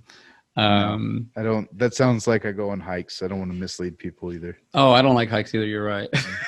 Oh, that's right. Trekkie. Oh man. Well, I do like the fact that they went full with the Comic-Cons here, where everyone's wearing costumes, and I love going to these places and kind of just. One thing I'll say I love about the conventions is they're a judgment-free zone, and feel free to be yourself because it's really rare for someone to come up to you and just tell you shit. If anything, they're probably excited about what you're wearing, and it's hard to communicate. But I mean, after a while, you start. I haven't really made any. I made a few friends so far as I've been doing this, but I haven't really made a whole lot of friends. Just people I run into that are there. But I do know that there's kind of always once you start. I know a buddy of mine that from my hometown that he's gone to 11 or 12 Texas Frightmares in a row, and he's like 7 years younger than me or 8 years younger. So I'm like, damn, you've been going since you were a teen. That's cool. So it's that's he's known for having a group of friends that hang out, and I think that's cool. Hey, so there was an alien that popped up on the screen for just a second. It might have talked. Maybe that was Seth Rogen. It was like what they were watching on TV. On TV, I just saw that. Yeah, because I think I'm a little bit ahead of you. That sounds like Paul. You remember that movie? Yeah, it's Nick Frost and Simon Pegg. Yep. And it's freaking William Shatner's the guy that's gonna take down. Scruffy nerf herder is William Shatner. I love whenever Danny McBride is like, was William Shatner a part of this? You already knew. No, you already knew, dude. I thought that was hilarious. And you know what's pretty cool? What's that? I was gonna say that they did this shot here with Mallrats, kind of like the Priceline, because he like that's kind of when he was doing Priceline at this time, and when he exposed himself, it's like William Shatner. I'm William Shatner, and in Mallrats, they do like a 90210 kind of homage there with Shannon Doherty, and she gets annoyed, and then they call her Brenda at one time. They call her Brenda. Really? It's like 90210. Her character's name is Brenda. That's Yeah, what she smacks. Yeah. I think it was Jay. I think Jay says it. Hey, Brenda, she smacks him. But it also laughed about the prostitutes because they Dan Fogler's and Hutch and Windows have been in there for an hour talking. They didn't even have sex. Like they were there talking for like I've been sweet talking to a prostitute for an hour. I love it. Yes, you did. You gotta pick up those fine lines. even the prostitutes though, to them the way they look like kind of like gamer chicks. They don't really look like high end, top notch, dolled up prostitutes. They look like a gamer kind of chicks. But there's a lot of things. There's a lot of things I love about these movies, and obviously these are like in our wheelhouse, and just in story wise. But I will say that as we're coming to the end, like Mallrats is just the more and more. There's just so much information on it. There's so much you want to go and check out, and just the whole View Askew and Kevin Smith and all of them, Scott Mosier. Like they all like created this universe for us to kind of hang out in. It's good acting. It's solid acting. Is really what I get a lot of from any of those View Askew movies. Kevin Smith I think can just really get the best out of people. Joey Lauren Adams. I mean, with Jason Lee. I mean.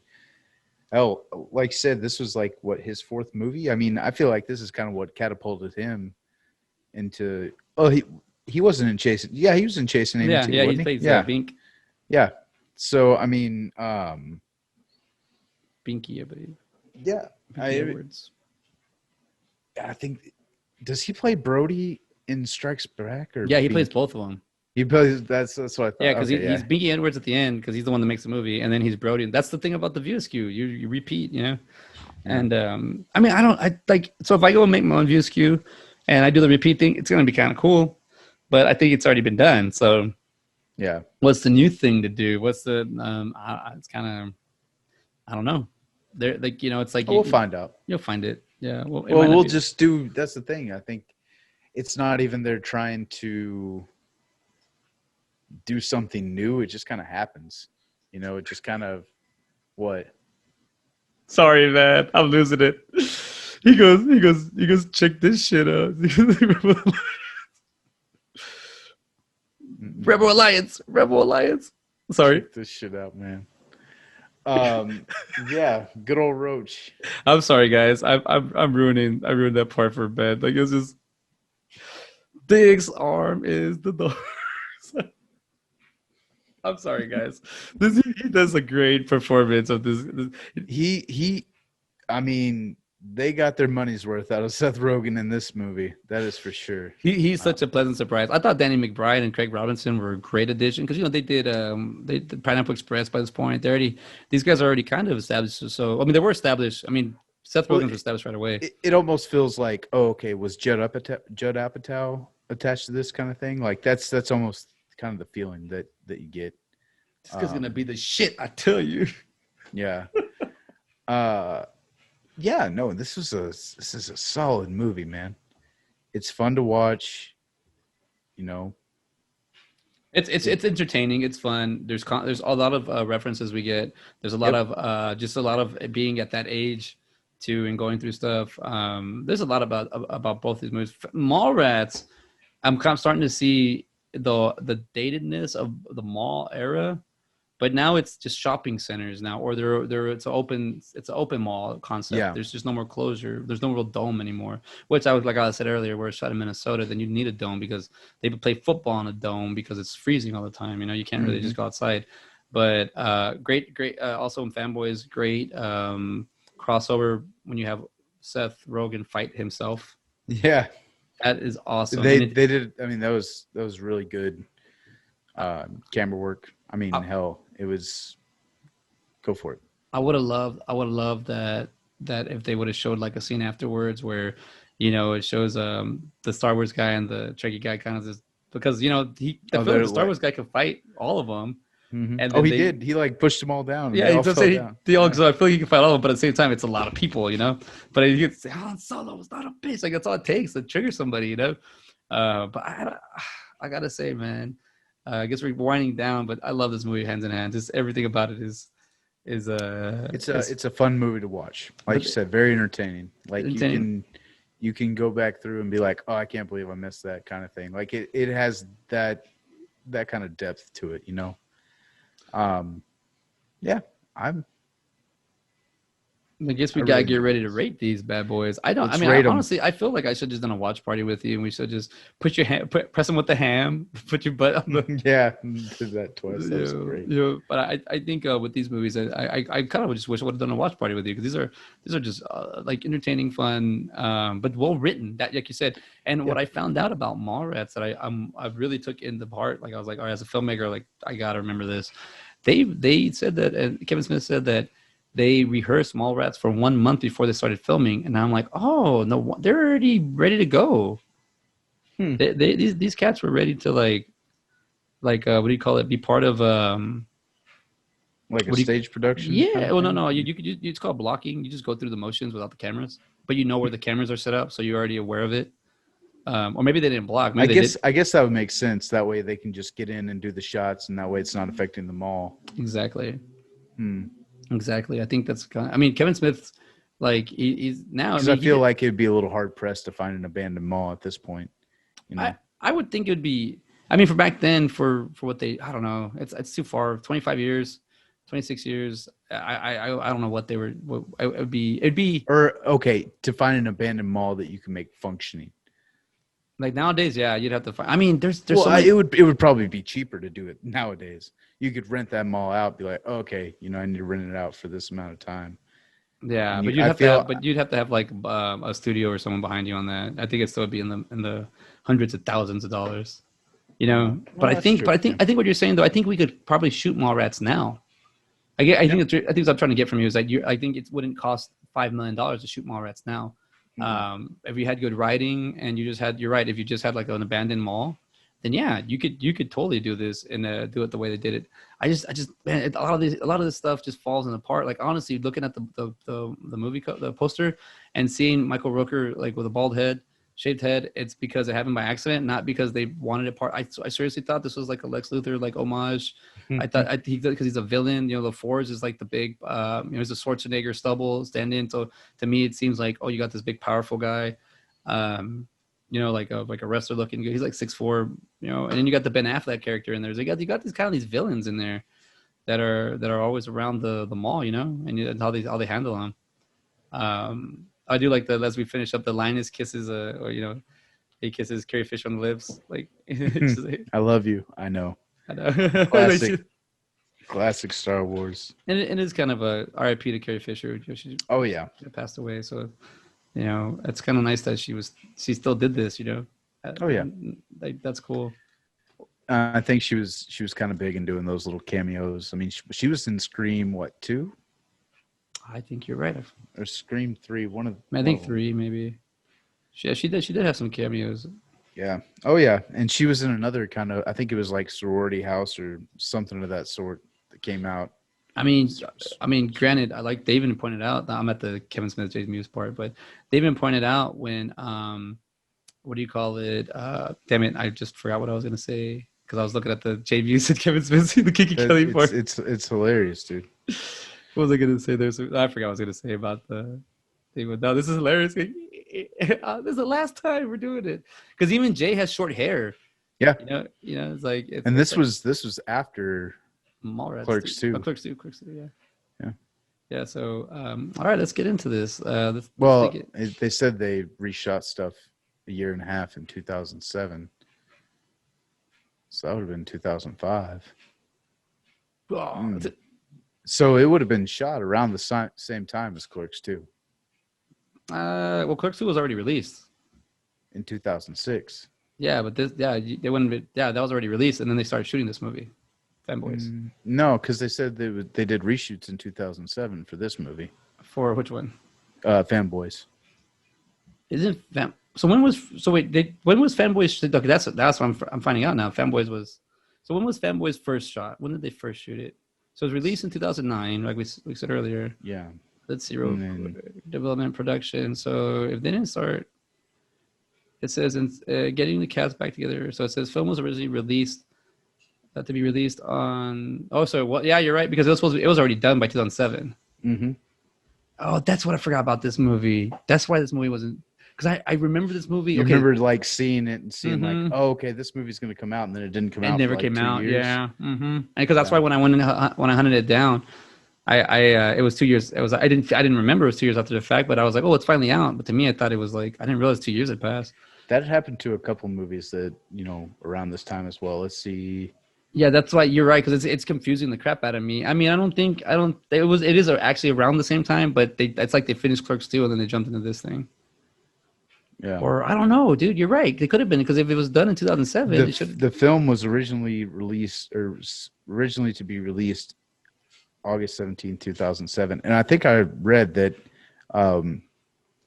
Kevin Smith's role was going to be bigger. He was going to have the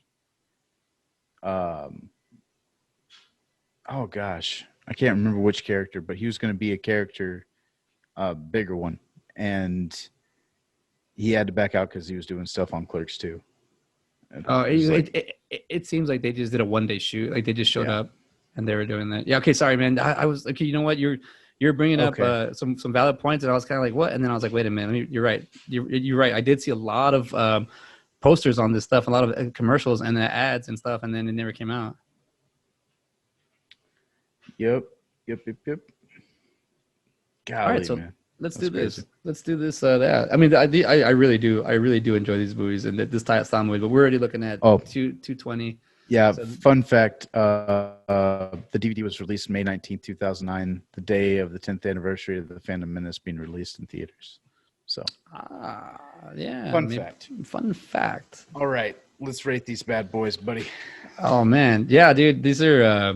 It's and this is the thing I love about when we talk about these kind of movies. Like we know a lot about the movies, and we kind of give in. We give into it, but to kind of just bring up the parts, like it's like we already know like the awesomeness of Mallrats. Like even like the whole fly fat ass fly, and the trailer in the trailer he says fly badass fly, like they have to change it up a little bit. So I mean, I wanted to get that hat that he has with the. I need to get one of those. I'm gonna eventually find one with the hat with the horns, like the Batman horns, the Silent Bob one. Yeah, that's a nice one. But let's see on the IMDb ratings, the Mallrats 1995 gets you a 7.1 out of 117,142 votes. Okay. What you got for Rotten? So Rotten Tomatoes, Mallrats, I have on the tomato meter is going to be a 57% out of 47 reviews. On the audience score, I have an 82% out of 100,000 reviews. On the critics' consensus, I have Mallrats colorfully expands the view-skew-averse.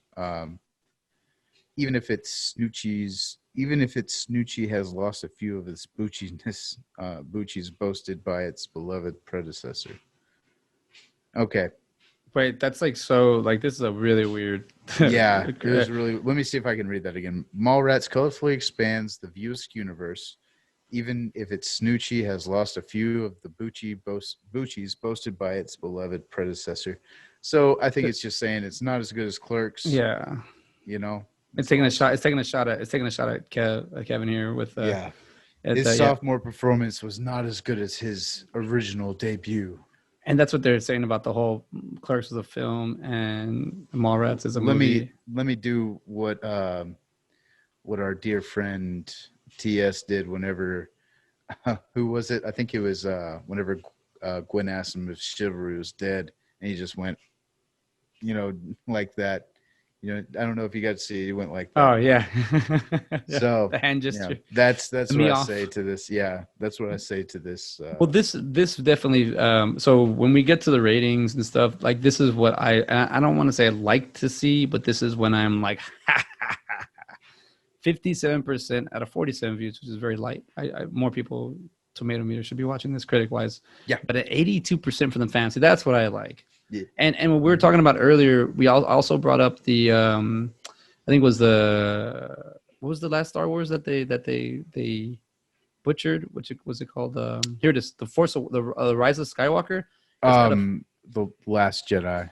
No, that's right, right here, because I remember the Rise of Skywalker got a whole I got crapped on a lot. Oh, did it? Okay. Yeah, and I was like, okay, let's see. It's got a 51 tomato meter and an 86 audience score, and I'm like, yes, okay, yeah, that's what I'm okay with that. Like that's what I like. Yeah. I don't agree with the tomato meter. I don't know if it like that's why if you ever hear an episode and I'm kind of like, oh shit, we're on the same page. I get a little bit like, oh, well, I don't really want to be like that, but I'm not gonna I'm not gonna bash the tomato meter. It exists. Yeah. But this is what and sometimes they are on the same page. There's sometimes there's things that are wrong with movies and the way that the story is told, and it's it doesn't necessarily make the movie bad or unwatchable or anything like that. It's just there are things that people can see that could make movies better. If you did this instead of that, it could have made the movie better. And that's just constructive criticism. That's not critiquing too bad, Well, I mean, I like it's not like they can go back and do it. I understand that, but still. Well, I'm just a person like I like constructive criticism when it comes from a source that's in doing the same thing I'm doing, or we're in the same part. You know what I'm saying? It's like a critic. I guess I'm like, who's these critics? Who just to say like I'm like, okay, whatever. I don't really care what the critics' consensus is. If they ever told me not to watch a movie, there's a higher chance I'd probably watch it more. And I think with this movie, it's like I like seeing that. That's a huge jump. Like it's like 25% here. Yeah, that's a big chunk. But I feel like the fans, this is an audience movie. This is a fans movie. And that's so awesome. And let's go on to Fanboys. Yes, let's do it. Fanboys, Fanboys. Fanboys 2009 on IMDb. It's got a 6.6 out of 56,533 votes. All right, so Rotten Tomatoes, boy. Tomato meter out of 97 reviews, we're going to have a 32%. Audience score is going to be out of 50,000 reviews, 57%. And honestly, I can see this happening. I mean, this is a buddy comedy. Not a lot of people like buddy comedies, and if you don't like Star Wars, then you're probably going to have something to say about that too. But I don't think you have to really, really love Star Wars to get this movie. No, I don't think you do either. But I think it is tailored for that fandom. 50. So it says the critics' consensus is this undercooked, sporadically funny road movie is a stop to Star Wars fanatics, but the uninitiated will find it little to enjoy. Well, that's what you were saying, but I don't think you need to be a Star Wars fanatic to get this. I don't think you do either. I don't think you have to. I think it helps a lot. I think that if you aren't a Star Wars fanatic, then you probably won't enjoy this movie as much.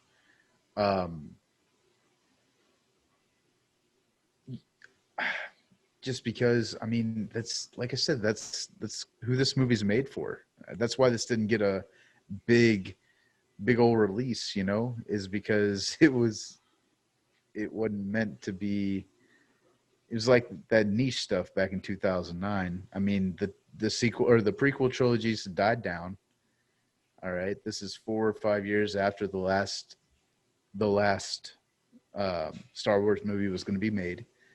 So, I mean, this was kind of dying away before Disney bought it up a couple of years later. I mean, honestly, you have. So you're saying that so the Star Wars whatever already hit a peak and then it was going down. Yeah. So this movie was on the down, but Star Wars popped up. So if this had been made 4 years later, I mean, I think it would have been popping. I think give this movie a lot more time. Give this movie 15 years anniversary.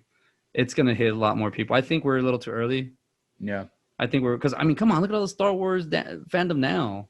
This movie is going to freaking kill in about 3 or 4 years, man. And I think if they're looking at a sequel to do, that's got to be awesome, man. Honestly, a sequel may even save the first one. It doesn't even necessarily have to be, better than the first one or anything like that. It just has to get people like, hey, there's a first one of this. Yeah, yeah. I'm running through my score in my head, and I'm for fanboys. I got my Mallrats one's easy. My fanboy one is because I don't know. We're gonna have to pick right now. Yeah. I think for I'm looking at these reviews for fanboys on Rotten Tomato, and I don't care. I don't care. Uh-uh. I mean, someone really just wrote, "This is the momentum is lost." I don't think so. I'm able to carry this movie from the beginning all the way to the end. I'm able to connect with it. I'm trying to see this as just a viewer, not even. I'm looking at just a bunch of jokes. Even if I didn't know that, like I'm at the Will Forte standoff point. Even if I didn't know who Yoda, what a Millennium Falcon was, even if I didn't know any of that, what an Ewok was, like I would be like, oh, there's a joke here where everything they have is something they all love, but they're willing to destroy it to stop the other person, but not willing. Not everyone starts to stop everybody because they're like, no, you're gonna destroy it, like it's a funny scene. It could be anything, but this is a Star Wars parody movie, or I don't know, it's a. It feels even more of like an homage to George Lucas more than anything.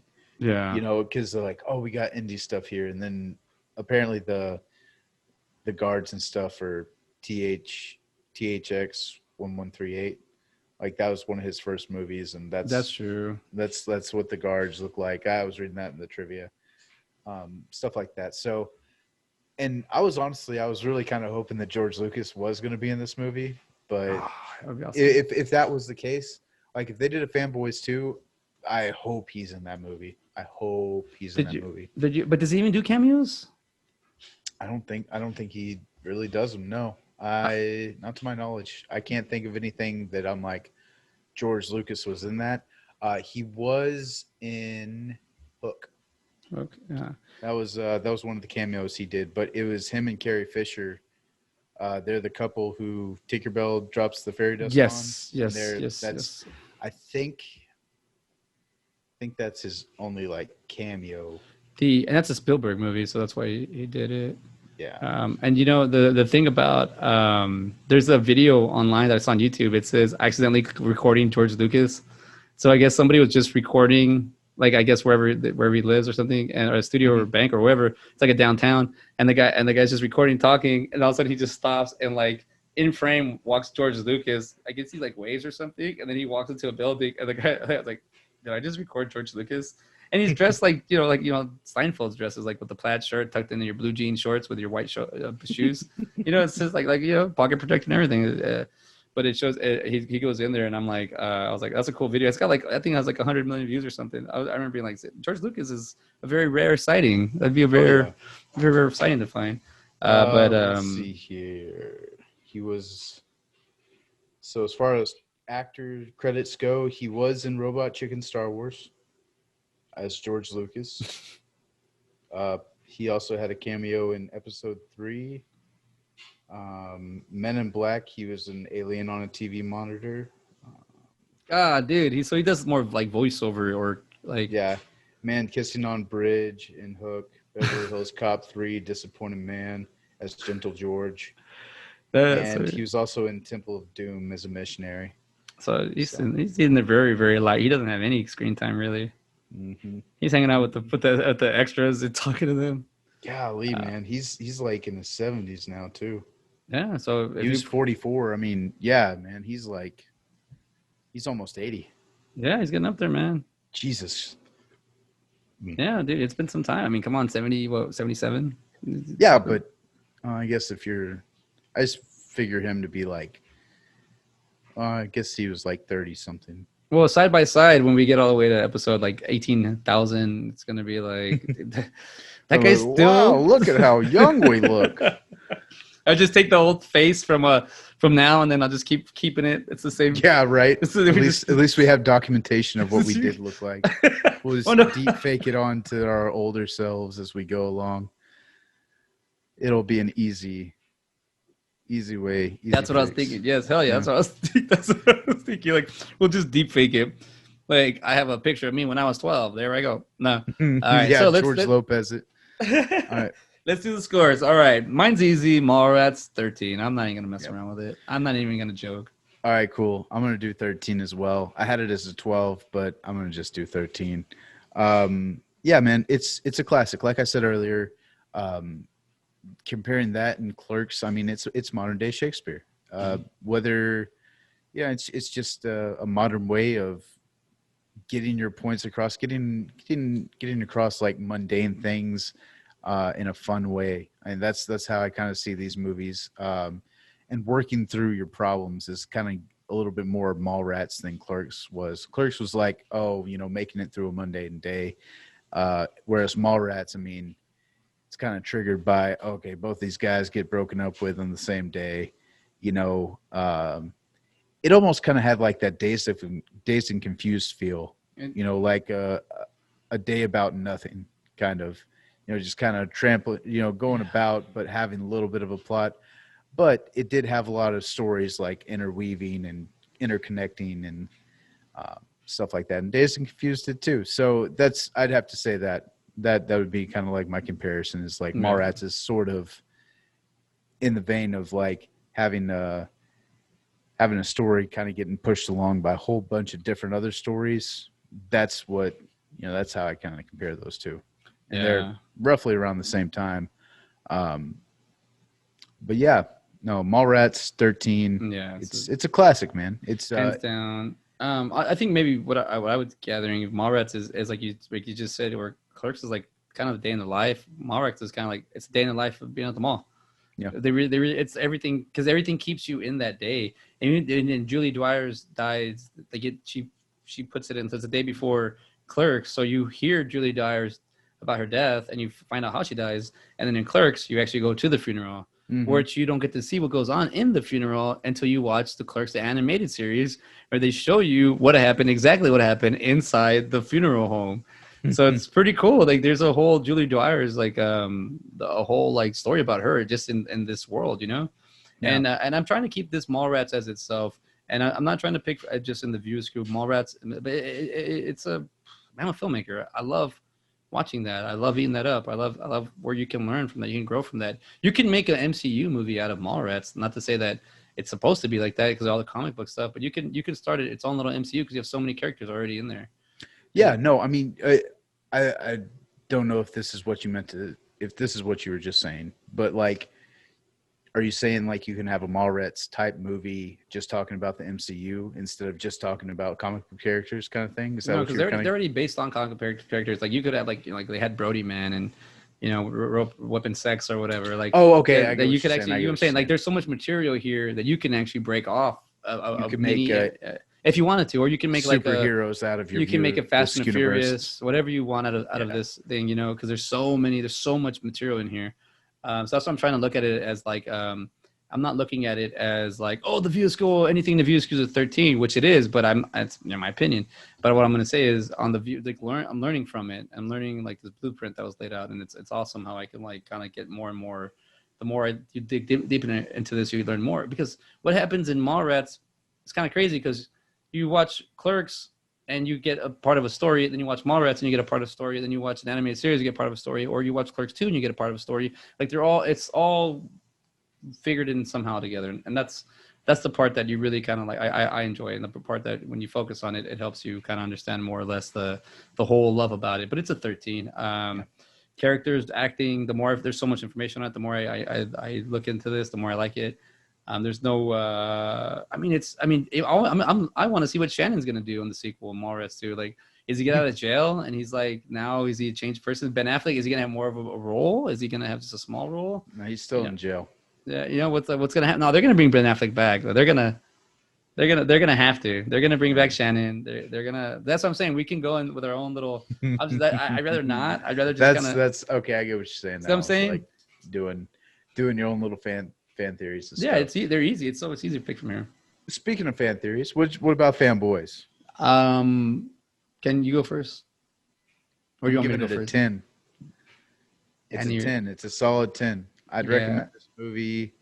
I got to the part where Kristen Bell's talking about the sex acts and everything. You hook him in the mouth, and he did this. She knows. No, it's a solid movie. It's a movie that carries its way throughout the entire time. Like I said earlier, I mean, I just got to where I was watching. I was like, okay, I got to do this real quick, and then I'll come back and watch it. And then it was just like, nope, I'll just finish it out. So if a movie can do that, then there is something to it. Not to mention the fact that it has to do with Star Wars pretty much the entire time. You're going through it. You're talking about all the Star Wars stuff. I also thought it was kind of neat that Linus was the only one who got to watch the movie. It wasn't, and it's almost like, and he's like, they're all happy about it. And at first he's just like, oh, that fucking sucks. Like you could see it on his face. Like who wants to watch a movie alone? You want to watch it with everybody. But that's the thing is what's that? Once you watch a movie alone, I'm like, this guy right well, here. no, what I'm just saying is like a movie like that. Like if you go and even if you go to the movie theaters, you watching it alone? Yeah. I go Get the hell on. No, you're watching it with the movie theater. No, you're talking about absolutely by yourself? Yeah. Dude, I just saw Tom and Jerry the other day by myself. Get on. I'm talking about I go to the 4 o'clock when I used to, not pre-sun. Well, I'd go and watch like the 3 or 4 o'clock matinee. So I would be in there by myself, but I get so absorbed into the movie. I don't care. But see, this isn't.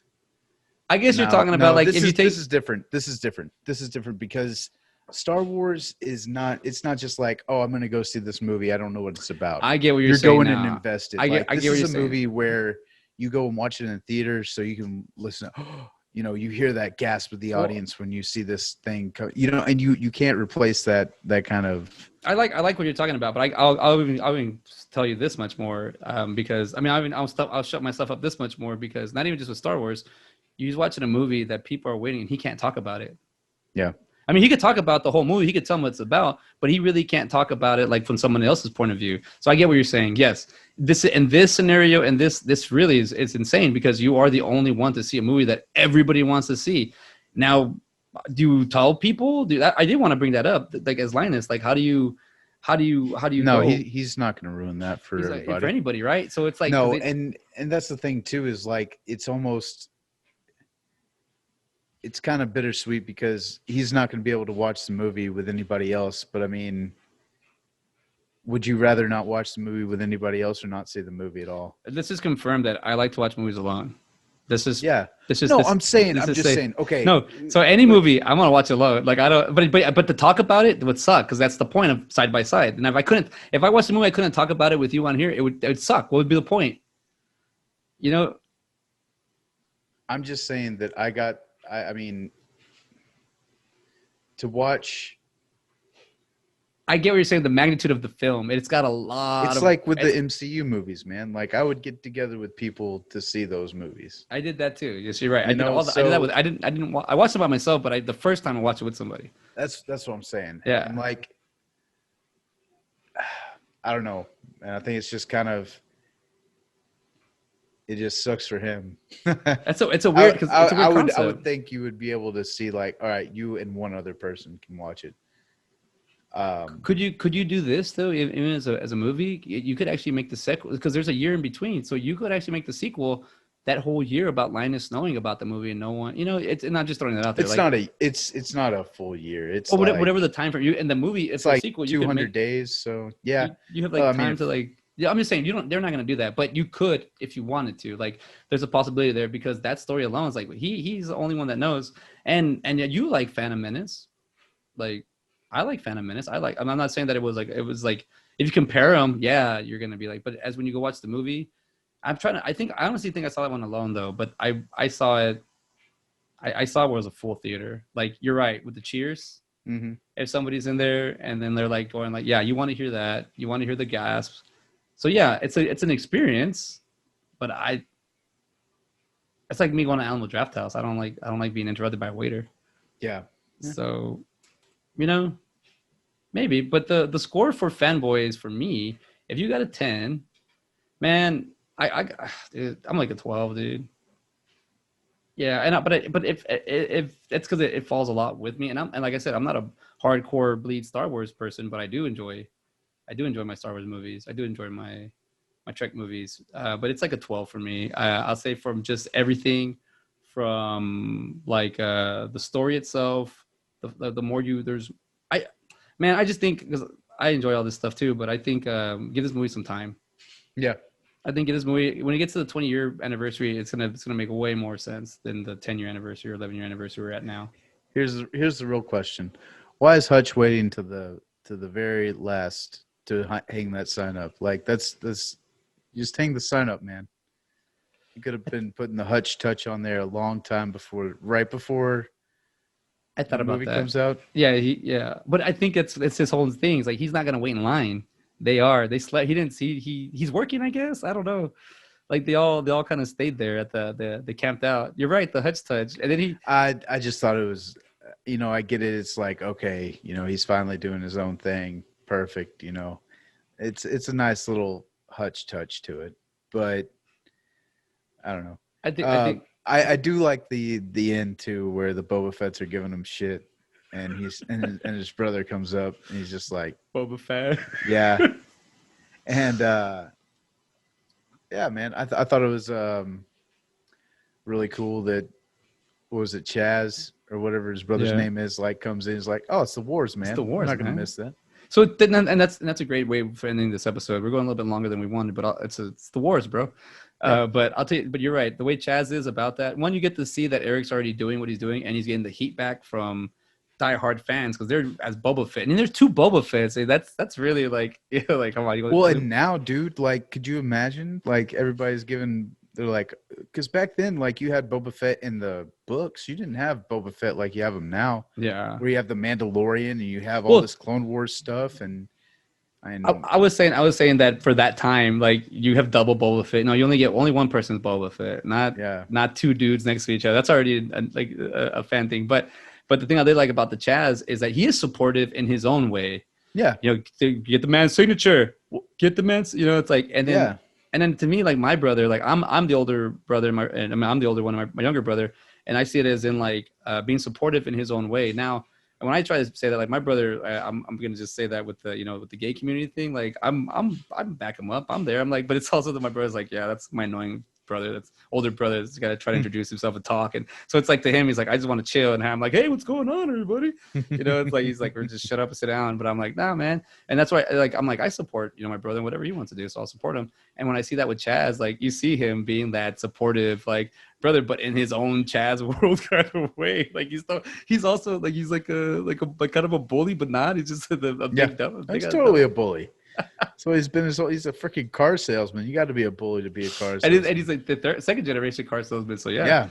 So let's okay. So we got a 13 and a 12. I would give Fanboys a 13, but I have no buts. I'd secretly a 13. I'm just gonna give it a 12 because I want people. It's a 12 for me. You don't want to dilute your 13s. I don't. I already have like 50 of them, so I don't want to dilute my 13s. But out of 30 shows, we have 50 13s. Well, yeah, there's two movies for sure. Yeah, he's kind of a easygoing raider if he likes what you like. If you don't agree with you, you're screwed.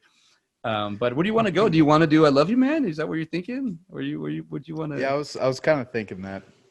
I kind of was. That's still the comedy. That's still a good one. Me personally, I mean, you said I Love You Man is like in your top movies, so that's why I was going to concede and do I Love You Man and then the David Foster Wallace one. Because me personally, I'd love to go for Getting Sarah Marshall. But I know how you feel about a floppy dick in your face. You're just not very, you don't appreciate it as much as most people do. Did you not see that I am not a big fan of man ass in my face, and I got a good chunk of Michael Rooker's ass twice in Mallrats. Yeah. So let's just go full frontal. I could totally do Sarah. No. We're doing I Love You Man. I mean, no. I say we could do I Love You Man with Forgetting Sarah Marshall. That's too much of the same. I want to. Okay, so I would, but I want to see this Jason Segel that's not. I spilled the cake and I ate it too. Like he said, and this is the end. You remember that line? He's like, "Oh no, I ate the cake." Like like this old Marshall character. So that's one reason. Just because that line and this is the end is why I don't want to do both. Yeah, that's too. I don't want to do two comedies. Not to say that they're the same, but I feel like we'll just get more of the same. The End of the Tour, David Foster Wallace. There we go. It was in 2015. Okay, the story of a 5-day interview between Rolling Stone reporter David Lipsky and acclaimed novelist David Foster Wallace, which took place right after the 1996 publication of Wallace's groundbreaking epic novel Infinity Jest. This is a side by side. Yeah, let's do it. This looks kind of serious. Yeah, no, and it has Jesse Eisenberg in it and Jason Segel, and I think it's I think it's gonna be great. All right, so we were picking one of my top, if not my top movie of all time, and I Love You Man and The End of the Tour. I'm totally cool with this. I've never seen this movie. Yeah, same. So it's I heard great things about it. But I just never got around to watching it. I think we're probably gonna have to. I know you're big on buying them, but I think I'll probably rent this one. I'm gonna go search for them. I did buy Fanboys because I paid full price because I thought it was hard to find. It was kind of hard to find, so I was like, "I'll see if I can find them." I try to find them at the thrift stores or Goodwills or half price books. But if I don't find them, I'll buy them. I like basically any movie we've watched, I want a copy of. Like that's all. That's just the way I've been doing it. You said it was End of the Tour, correct? End of the Tour, 2015, and I Love You Man, 2009, I believe. Damn, so that just came a year after Forgetting Sarah Marshall. That's 2008. Crazy. Yeah. That's right at the peak of Jason Segel in How I Met Your Mother, though. I mean, in 2015, it's like a couple years after that ended. Yeah, dude, I'm a big Jason Segel fan. I love a lot of stuff he's in. He's very talented too. He can play the piano. Yeah, he can do it. Oh man, there's a movie that's about to start up that just started playing. Detroit Rock City? No, it's off of YouTube. It's called The Rocker with Rainn Wilson and Bradley Cooper. It's got that's right, Bradley Cooper is in it. How come you guys have British accents now? Hello. It's got Will Forte. No, Will Arnett. Will Arnett, and then Fred Emerson is in it as the. Oh gosh, La La Land. She was in La La Land, bro. Emily Stone. Emma Stone, yeah. Emma Stone. Yeah. I own this movie. I thought it was fantastic. We might have to get to that one too because this movie's a lot funnier than I feel people gave it credit, man. Oh, dude, this movie is way under the radar. It was a 2008 movie. Like, it should have gotten a lot more love than it did because it was fantastic. But let's move on. Let's get. It's got Josh Gad in it. I remember that. That's who else? That's what you're thinking. Yeah. All right. Well, let's finish this up. We're finishing up 1995's Kevin Smith's Mallrat, and we're doing 2009 Fanboys. So thank you for listening. And now we're moving on to I already forgot that was it 2009, right? 2009. I Love You Man. And then 2009, 15 End of the Tour. Yeah, sorry. 2009 I Love You Man and 2015 End of the Tour, both with Jason Segel. So I love that we went this way. This is awesome. So anything else you want to see out there, Ben? Nope, I'm good for today. Y'all have a wonderful evening, and we'll see you just as soon as we can on YouTube. Yeah, we'll see you. And thank you for all our subscribers. We got a new one the other day. That's cool. And, what are we up to? Like 8? 8? Or no, 9. 9. 9. I think we're at 9. Uh-oh. Let me confirm before we get out of here. Almost 10. Let me confirm real quick before I really ruin this. Let's see. I hate to be misrepresenting our subscribers. 9. We're at 9. Yeah, we're at 9. So thank you. Yeah. We're going to keep bringing it. We're going to keep coming. Well, I got to go to work. So, I can't even put this on over my headset. So, we'll take over. Good try. Good try. All right. Well, see y'all later. And, peace. Bye. Have a good night.